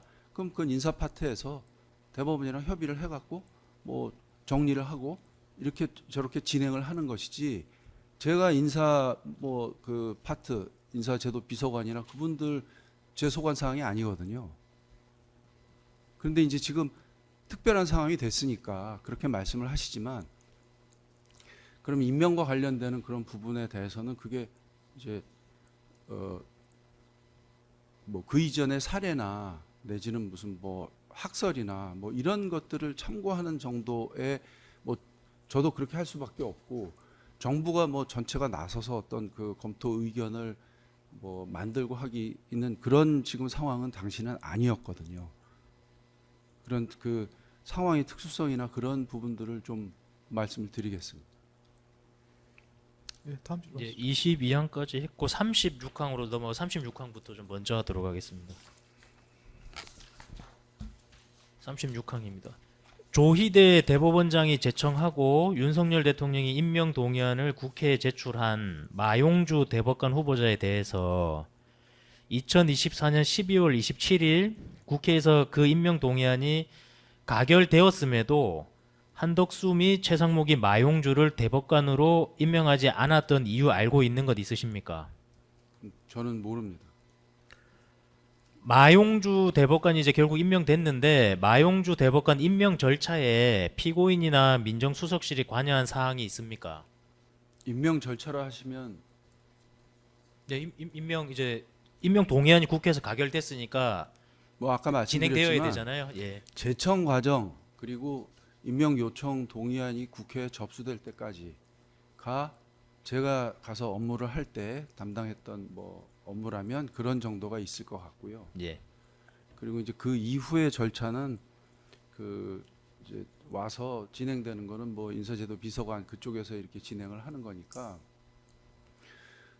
그 부분은 저한테 뭐 뚜렷하게 리포트가 되거나 그런 사항은 아닙니다. 그러니까 그 국회에서 임명 동의안 가결된 이후에 네. 피고인이나 민정수석실이 관여한 업무는 없습니까? 없을 것 같습니다. 피고인은 2024년 12월 11일경부터 2025년 2월 20일경까지 법원 행정처장 천대엽하고 휴대전화로 문자 메시지 주고받고 통화하신 사실이 있으시죠? 네, 있습니다. 특검에서 피고인은 천대엽과 마용주 임명 문제로 통화한 것으로 추측된다라는 취지로 진술하셨었고요. 천대엽은 특검에 진술서를 제출해서 마용주 임명을 독촉하는 내용으로 증인하고 통화를 했다라고 합니다. 그러면 천대엽 진술이 맞습니까? 제가 이번에 이제 그 당시에 그 복잡했던 상황이기 때문에 뭐 문자나 통화나 그런 걸 일일이 기억할 수 없어서 그렇게 예. 이제 말씀을 드렸는데 이번에 이제 이 사건 그 서중과 관련되는 기록들을 좀 보다가 보니까 그 천대엽 행정처장하고 문자를 주고받은 게 12월 달에 그 마용주 대법관의 인사청문 요청안을 국회에 이제 접수시키는 그런 과정에 문자가 2번 있었고요. 그리고 2월 달에 뭐 문자 한 번 하고 50몇 초 정도 되는 통화가 있는 걸로 제가 그렇게 예, 맞습니다. 봤는데 저 문자가 있었던 게 12시 조금 넘어 있어서 아마 그때 제가 전화 통화를 잘 안 받고 전화 지금 통화가 어렵다는 문자를 주로 보내는데 저는 그게 아닌가 싶고 그래도 50초 정도의 통화는 당시가 2월 달이니까 뭐 그 권한 그 대대행이라고 합니까? 그 시절인데 이제 뭐 어떤 말씀 했는지 정확히 기억은 안 나지만 당시에 뭐 우리 상황이 그러했다 뭐 그런 정도 얘기를 들었던 것 같고 무슨 독촉은 이제 제가 뭐 그거를 뭐 하는 사람이라야 저한테 독촉을 할 텐데 말씀드렸지만 그 임명 그 제청과 국회 요청안 제출을 할 때까지 이제 제청 과정 뭐 그럴 때 사실은 뭐 의사 그 연락을 주고받고 하는 그런 일들이 좀 있는 거고 그 이후의 과정에는 제가 별로 그전 사례에서 관여한 바가 없습니다. 그래서 그때도 뭐 그런 정도 얘기를 나누지 않았을까 그냥 그렇게 생각을 하고 있습니다. 순번 692번 천대엽 진술서 제시하겠습니다. 그러니까 여기 보면은 그 천대엽 법원 행정처장 진술서입니다. 그 특히 마용주 대법관 후보자의 경우 국회 임명 동의에도 불구하고 비상사태로 말미암아 장기간 임명이 늦어져 심각한 대법원 재판 공백을 초래하는 바람에 이를 독촉하는 통화들을 한 적이 있습니다라고 하는데 독촉 받으신 것 아닙니까? 글쎄요, 그게 저한테 뭐 독촉을 했겠습니까? 그래서 어려움이 뭐 있다는 뭐 말씀을 했을 수는 있겠지만, 그리고 당시에 뭐 대행 그 체제이었던 거는 뭐 아시고 계시고, 그 임명 요청안을 보낼 때가 그 탄핵 소추 아마 직전일 겁니다.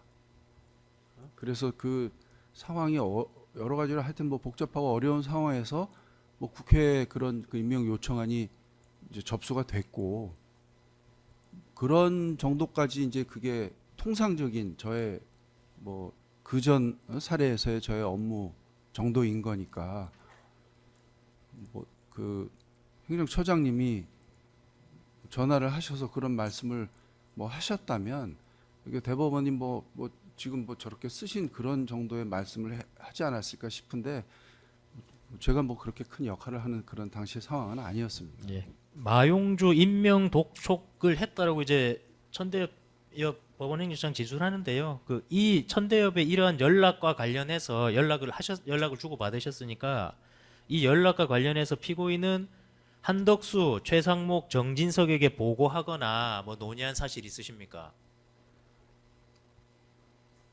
글쎄 그건 잘 기억나지 않고요. 근데 업무 뭐 협의차 이렇게 연락을 하는 게 통상적인 업무라고 하는데 무슨 독촉 이렇게 지금 말씀하시고 하니까 그렇지만 저는 당시에 우리 지금 저 업무의 상황이 이러하다 뭐 그런 정도로 말씀드리지 않았을까 그렇게 생각을 합니다. 아니요, 그러니까 제가 여쭤보는 거는 이제 한덕수 권한대행 시절에는 한덕수 권한대행과 정진석에게 보고를 하였느냐, 그리고 최상목 권한대행 시절에는 최상목과 정진석에게 보고를 하였느냐는 겁니다. 이 마용주 임명 문제로 천대엽 법원행정처장이 이제 독촉해서 이런 현안이 있다는 보고를 하셨냐는 겁니다. 그러니까 아까 문자 말씀드린 거는 12월 달이니까 한덕수 대행 시절도 아닌 거라고 제가 말씀을 드렸고요. 아니요, 그거는 당연한데요. 제가 여쭤보는 네. 거는 그리고 저런 현안이 있으면 그러니까 그날 연락 왔다가 중요한 게 아니고 저런 현안이 있으니까 이제 권한 대행들한테 보고하셔야 되는 거 아니냐는 겁니다. 뭐 저런 현안이 있는 거는 뭐 제가 지금 뭐 보고를 드리지 않아도 다 아시고 계시는 그런 상황이었죠. 그러면 2월 그래서 20일에는 그러면 천대엽하고 통화를 하셨는데 그때는 그럼 최상목 권한 대행 시기인데 이때 최상목하고 정진석 비서실장한테 보고하셨습니까? 그러니까 무슨 보고를 합니까? 마용주 대법관 임명으로 법원 행정처에서 독촉이 왔다. 아니 그러니까 저는 뭐 독촉하는 그런 말씀을 들은 기억은 없어요. 그런 기억은 없고 행정처장이 전화하셨으면 뭐 당시에 그 대법원의 그런 뭐 저런 그 얘기들이 뭐 있는 그런 말씀을 하셨겠지만 평소에 저와 그 행정처장의 그 통화나 뭐 이런 걸로 비춰봤을 때 그분이 저한테 무슨 독촉을 했다거나 그렇게 생각되지 않고 그런 기억이 없습니다. 그러면 그래서 독촉은 아니라면 어려움은 말씀했을 수도 있다고 아까 진술하신 것 뭐 같은데. 그럴 것 같아요. 그럴 것 같아서 제가 특별한 기억이 없고 그게 현안이 돼서 뭐 보고를 해야 되고 그런 상황이었다면 지금 검사님 말씀대로 뭐 그렇게 했겠지만 지금 현재 뭐 상황이 그렇고 저도 그냥 그런 정도 응대했을 텐데 50초 정도의 통화입니다. 뭐 안부 뭐 얘기도 했을 거고 뭐 그렇게 저 지금 말씀하시는 것과 같은 그런 상황으로 기억이 되지 않습니다. 그 말씀하신 취지는 뭐 대행이나 비서실장한테 보고한 바가 없다는 말씀이신가요? 보고한 기억은 없습니다. 다음 질문하시죠. 한덕수가 42항입니다. 한덕수가 2025년 4월 8일에 마용주, 마은혁을 이제 각각 임명했으므로 그 이전에 임명 스케줄을 결정하고 임명 재간을 상신하는 등 그 임명을 위한 절차를 이제 진행할 수밖에 없는 건데 이 부분은 누가 지시하고 누가 진행한 건지 알고 있으십니까? 저 모릅니다. 피고인은 관여하신 게 없습니까? 네.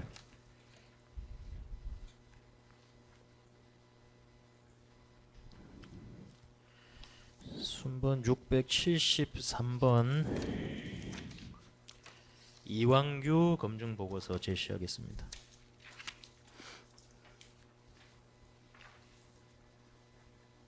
예, 요거는 이제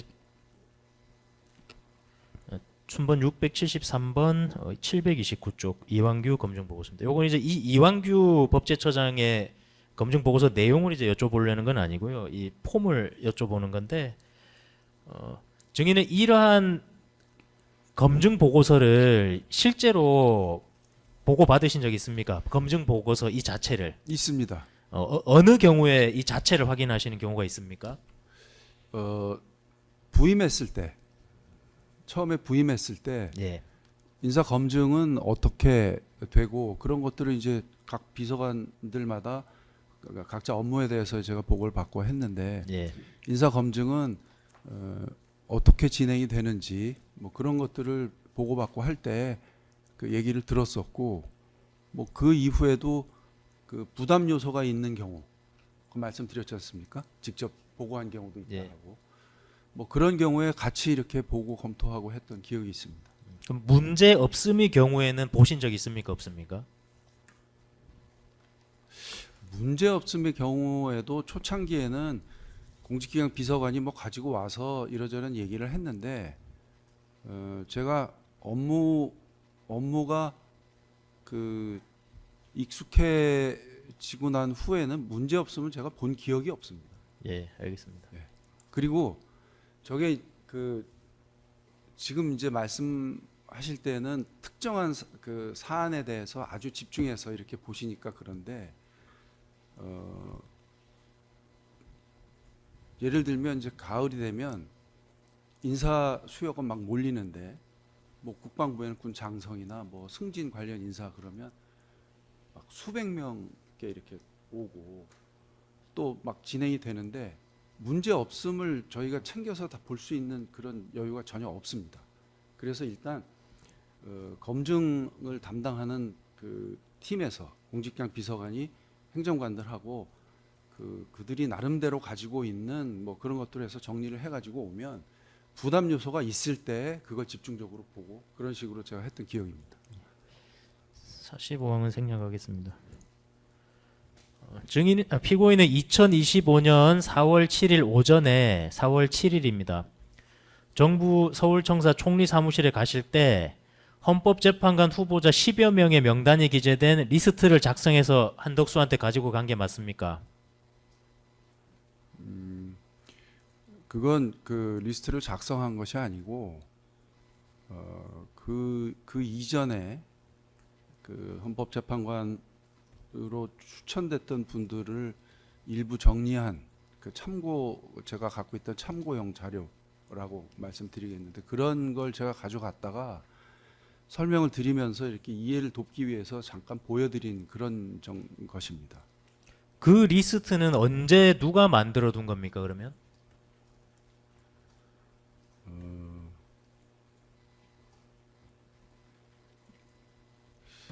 그걸 말씀드리려면 제가 그 이제 아까 말씀드렸던 고위법관들에 대한 인사를 어떻게 이제 볼 것이냐 하는 그런 부분을 조금 설명을 드려야 되는데 이거는 이제 일반적인 것도 아니고 각 그 대통령 시기마다도 다 틀릴 것 같고 그렇지만 제가 했던 업무의 경우를 그냥 조금 설명을 드리겠습니다. 제가 5월에 부임했을 때 대법관 3분에 대한 임기가 만료되는 대법관 3분에 대한 이제 추천 절차가 진행이 됐습니다. 제가 5월 8일 날 어나운스 되고 5월 10일 날 정식으로 임명을 받았을 텐데 바로 그 무렵입니다. 그때 대법원에서 55명인가 하여튼 50명 이상 되는 그 천거된 분들의 명단을 발표하고 그 명단을 발표하는 거는 이제 그 천거된 분들이 인사검증에 동의를 하고 그 명단을 이제 그 발표를 하는데 언론에 뭐 그런 명단이 쭉 다 발표가 되고요. 그리고 대법원 홈페이지에도 이제 그분들이 써낸 좀 더 자세한 경력이나 뭐 이런 것들이 올라가 있는데 상당 부분의 정보가 거기에 인사 정보가 다 들어 있습니다. 그런데 예, 피고인 그래서 이 리스트 그때 가지고 가셨던 리스트를 언제 누가 만들었냐는 겁니다. 그러니까 그걸 조금 더 설명을 드릴게요. 그런데 이제 그때 거기에 이제 청구됐던 분들을 이렇게 보면 크게 그 이전부터 뭐 수회 이렇게 천거가 되고 그러다가 이제 추천이 돼서 그 최종 그 배수에 오르기도 하고. 근데 조금 지나면 그 추천됐던 분 중에 그 이후에 제청돼서 임명이 되고 그렇게 이제 진행이 됩니다. 그래서 그 이제 그 당시에 3분의 대법관 후보자로 추천위원회에서 9분을 그 추천을 합니다. 그래서 그 중에 이제 대법원에서 3명을 제청을 해 오셨고요. 그 중에 한 분은 또 나중에 이제 대법관으로 임명이 되죠. 그 당시에 그 제청되지 않았던 분이 그 후에 그 마영주 대법관님이 이제 또 임명이 됩니다. 그러니까 그런 대법원에서 하고 있는 그런 절차가 우리나라 이 최고의 그 사법관들의 어떤 그 인사 부분에 있어서 굉장히 그 중요한, 그러면서도 저 피고인 제 말씀 중에 객관적이고- 죄송한데요. 제가 지금 시간이 너무 없어서 마음이 급해서 그러는데. 그런데 예. 요 부분까지 말씀드릴게요. 객관적이고 합리적인 그런 방식이라고 생각을 했고, 그래서 이제 그런 부분에 관심을 가지고 이제 이런 명단을 보면서 그 절차를 진행했는데, 거기서 한 두 달 정도 지났을 때인가요? 그때 이제 또 이은혜 재판관님의 그 임기가 만료돼서 대법원에서 다시 헌법재판관 임명 절차를 시작을 합니다. 그때 또 30몇 분의 헌법재판관 후보자의 명단을 이제 언론에 이제 보도가 되고 또 다 올라가고 해서 두 명단 이렇게 절차를 진행하면서 보니까 이런 부분들이 있어서 여러 번 천거되고 또 추천이 되고 했던 분들이 유력한 이런 분들이구나, 그렇게 생각이 돼서 헌법재판관 두 번째 할 때 그런 그 추천이 됐던 분들, 특히 이제 제조에 있던 분들, 뭐 교수님들은 제가 잘 모르니까 그런 분들로 해서 그 9월에 임명되기 전에 헌법재판관 그 후보자로 그 천거가 되고 했던, 여러 번 천거됐던 분들의 그 일부를 좀 정돈해서 제가 가지고 있었던 그 표가 있습니다. 그래서 그 대행을 만나 뵈러 갈 때 제가 이제 참고하려고 들고 갔던 거고. 그러니까 당시에 그 뭐 피고인이 리스트를 만드셨고 새로 만들거나 했던 그런 자료는 미리 근데 만드신 건 피고인이시고 미리 만들어 둬져 있던 거다라는 말씀이십니까? 그때 당시에 예. 그 일부 그렇게 정돈을 했던 거고, 예. 그건 뭐 제가 만든 뭐 표다 이렇게 말씀드릴 그런 거는 아닙니다. 그 리스트에 김태규 방통위 부위원장도 포함돼 있었습니까? 그때 지난번에 그 말씀을 듣고 제가 생각을 해봐도 김태규 방통위원장이 리스트에 있었던 것 같지는 않고요. 다만 함상훈 그 후보자뿐만 아니라 이게 헌법재판관이니까 함상훈 후보자 헌법재판소에 파견 근무를 했고, 그것이 이제 전문성과 관련되는 부분인데 뭐 헌법재판소에 아니 뭐 피고인 여러 번 지금 죄송한데요. 제 말씀 지금 제 질문은 김태규 방통위원장 포함되어 있냐고 여쭤봤는데 없었던 것 같다라는 말씀인 거죠? 함상훈 그 후보자에 대해 설명을 드릴 때 헌법재판소 파견 이런 얘기를 드렸고, 김태규 방통위원장도 헌법재판소에 파견을 갔을 겁니다, 부장검사 때. 그래서 제가 그분도 이 정부에서 인사 검증을 받았던 분이고 차관급으로 헌법재판소 파견 근무가 있어서 아마 그때 그런 말씀을 드렸던 게 아닌가 그렇게 생각합니다. 그러니까 리스트에는 없었던 거 갖고 구두로 말씀드렸다는 겁니까? 김태규 방통위 부위원장에 대해서는? 그랬던 것 같습니다. 그 헌법재판소 파견 그 얘기가 나와서 말씀을 드렸던 것 같습니다.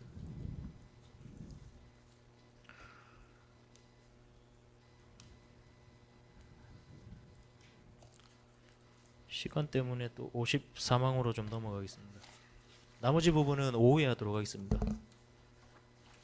한덕수는 2025년 4월 7일 오전 이완규 함상훈을 헌법재판관으로 지명하기로 결정했고 피고인에게 그들에 대한 신속한 인사검증 지시했지요.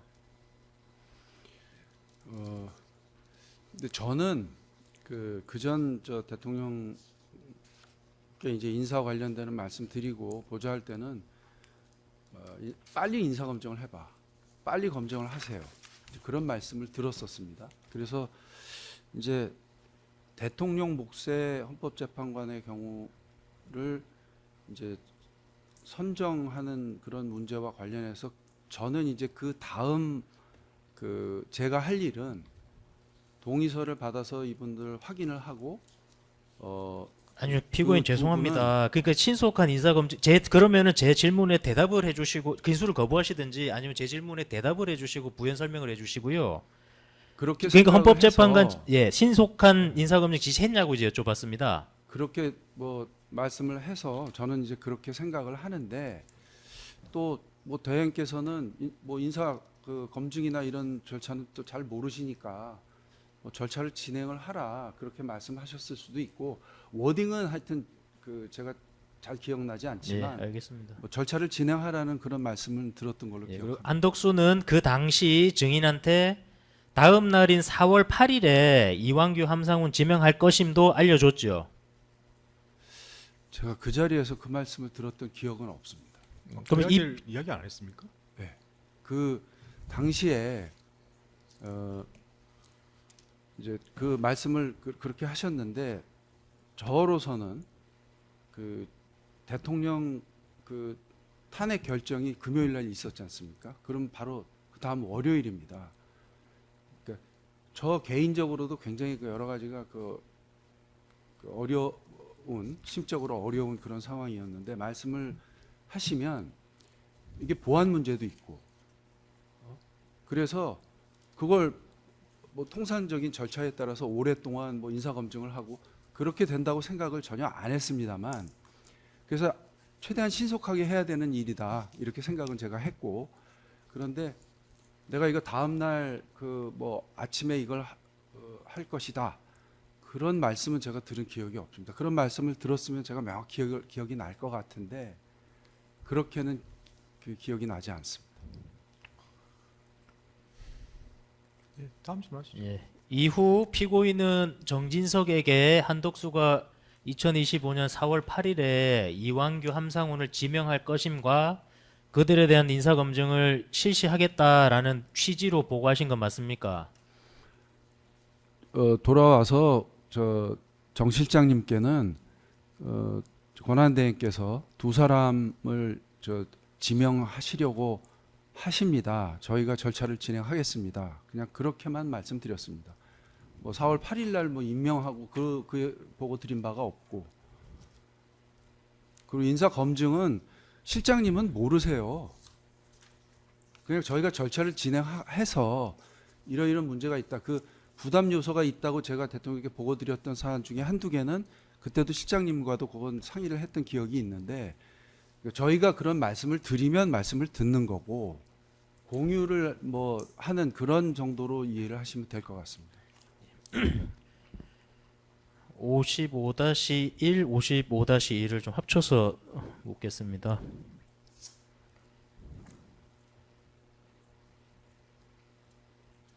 아닙니다. 따로 제시하겠습니다. 예, 순번 55-1입니다. 예. 순번 744번 중 523쪽 및 527쪽 2025년 4월 7일 비서실장 주재 수석 비서관의 양건 제시하겠습니다. 523쪽 표지입니다. 그리고 527쪽입니다.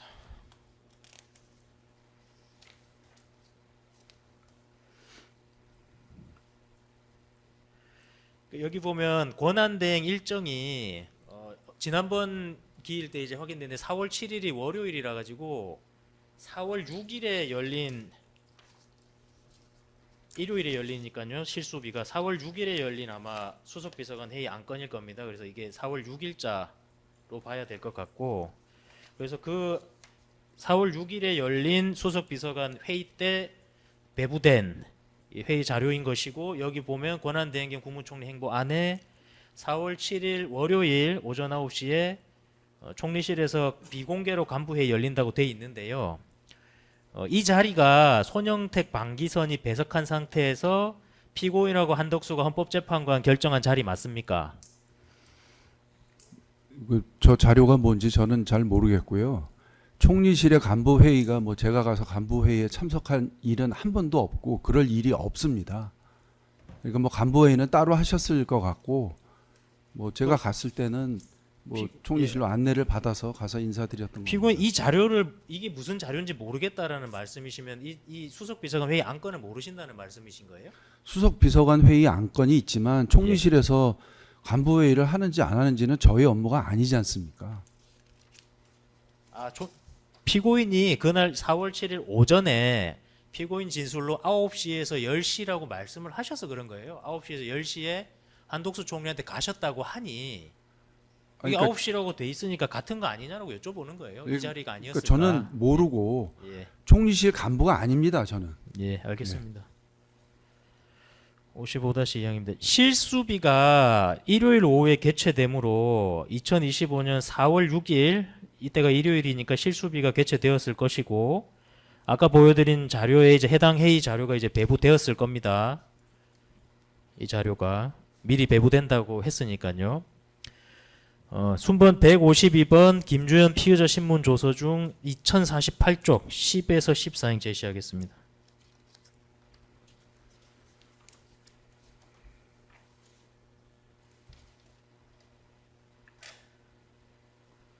예, 여기 보시면은 그 일요일에도 출근을 하니까 일요일에 현안이 있으니 월요일 날 나에게 오라는 취지의 연락을 받았고 저는 민정수석이다 보니 헌법재판관 임명 등 현안이 떠올랐습니다. 라고 말합니다. 그리고 제가 4월 7일 오전 9시에서 10시 사이 아침에 총리님을 뵈러 갔습니다. 라고 진술하셨는데 그러면 피고인은 4월 6일 일요일에 한덕수로부터 4월 9일 월요일에 헌법재판관 지명 문제로 호출을 받으셨고 4월 6일 오후에 이제 실수비가 열렸으니까 그 자리에서 정진석 비서실장한테 한덕수로부터 내일 오전에 헌법재판관 지명 문제로 호출 받았다라는 취지의 보고하지 않았습니까? 저기도 써 있습니다만 제가 언제 연락받았는지 기억이 잘 안 났고 저때 일요일 날 그 대통령 그 탄핵 결정 바로 직후인데 일요일 날 출근했는지 여부도 기억이 명확치 않은데 우리 모이는 그런 그 시간에 저런 말씀을 들어서 제가 정 실장에게 그런 그 뭐 보고를 하고 그랬던 기억은 없습니다.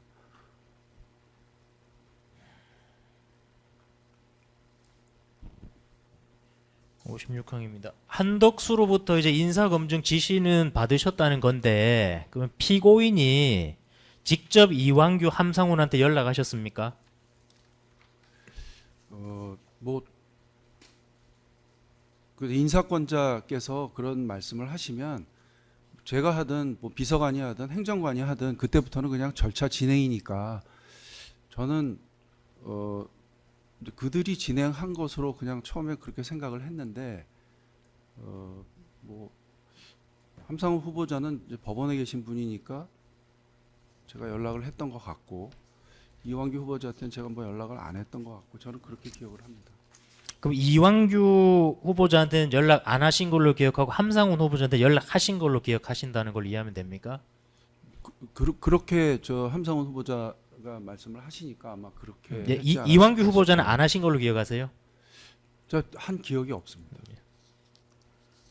그리고 그게 이제 아까 말씀드렸지만 뭐 제 입장에서는 뭐 제가 했든 안 했든 그게 별로 의미가 없는 게 절차가 진행 중이니까 그건 뭐 제가 하든 비서관이 하든 행정관이 하든 그냥 하면 되는 거거든요. 그런데 이제 뭐 여러 가지 일이 있어서 제가 이제 기억이 좀 명확치 않다 하는 부분들은 그렇게 말씀드릴 수밖에 없어서 그냥 말씀을 그렇게 드리는 겁니다. 56-1항은 생략하겠습니다. 방금 조사해 보니까 그 한덕수 피고인 측에서 현안이 있으니 뭐 이렇게 연락 왔다고 조사돼 있던데 네. 그렇게 연락이 왔을 것 같지 않은데 구체적인 내용을 밝히고 이것 때문에 지금 피고인을 좀 만났으면 좋겠다 이렇게 연락이 오는 거지 그냥 현안이 있으니까 보고 싶다 이렇게 연락이 왔다는 건가요? 그러니까 그 연락은 제가 이제 저 때도 말씀드렸지만 그 제가 그걸 이제 그 찾아보고 그랬으니까 그 비슷한 말씀을 들었을 것 같은데 구체적인 워딩이 생각나지 않기 때문에 그냥 저렇게 표현을 했던 겁니다. 오라는 말씀을 들었고 그리고 제가 가서 그런 보고를 드렸지 않습니까? 그러니까 그런 부분의 말씀을 들었을 텐데 뭐 가서 이제 말씀드리고 했던 거는 제가 다 말씀드리지만 그 과정이 어떻게 됐는지에 대해서 기억이 좀 희미한 건 그냥 또 희미하게 그냥 말씀을 드리는 겁니다. 그 기존에 뭐 피고인 말씀처럼 기존에 가지고 있던 명단을 정리해서 챙겨서 가져가시고 네. 그죠? 그 민정수석 사실은 여러 가지 업무를 하시는 분인데 네. 그 중에 이제 특별한 경우에 이제 인사와 관련해서 관여하신다고 말씀하신 거잖아요. 일반적인 인사는 인사비서관실에서 하는 거고, 네. 그죠? 뭐 이렇게 법무 관련된 중요한 일에 대해서만 이제 피고인이 관여하신다고 하면 사실은 평소에 많은 업무들을 하고 계신 입장이신데 현안이 있으니 오라고 해서 생각해 보니까 뭐 헌법재판관 일인 것 같다고 해서 가지고 있던 목록을 가져왔다 이렇게 하시는 게 너무 이해하기 힘든 답 배달을 하시는 것 같아서 여쭤보는 겁니다. 뭐 지금 제가 그 당시의 상황이 정확하게는 잘 생각나지 않기 때문에 그러한데 이 멘트는 뭐 문구 하나는 생각이 안 날 수도 있습니다. 네. 그렇지만 구체적으로 헌법재판관이 문제되니까 저랑 좀 이야기를 좀 하시죠. 이렇게 말을 하던가요?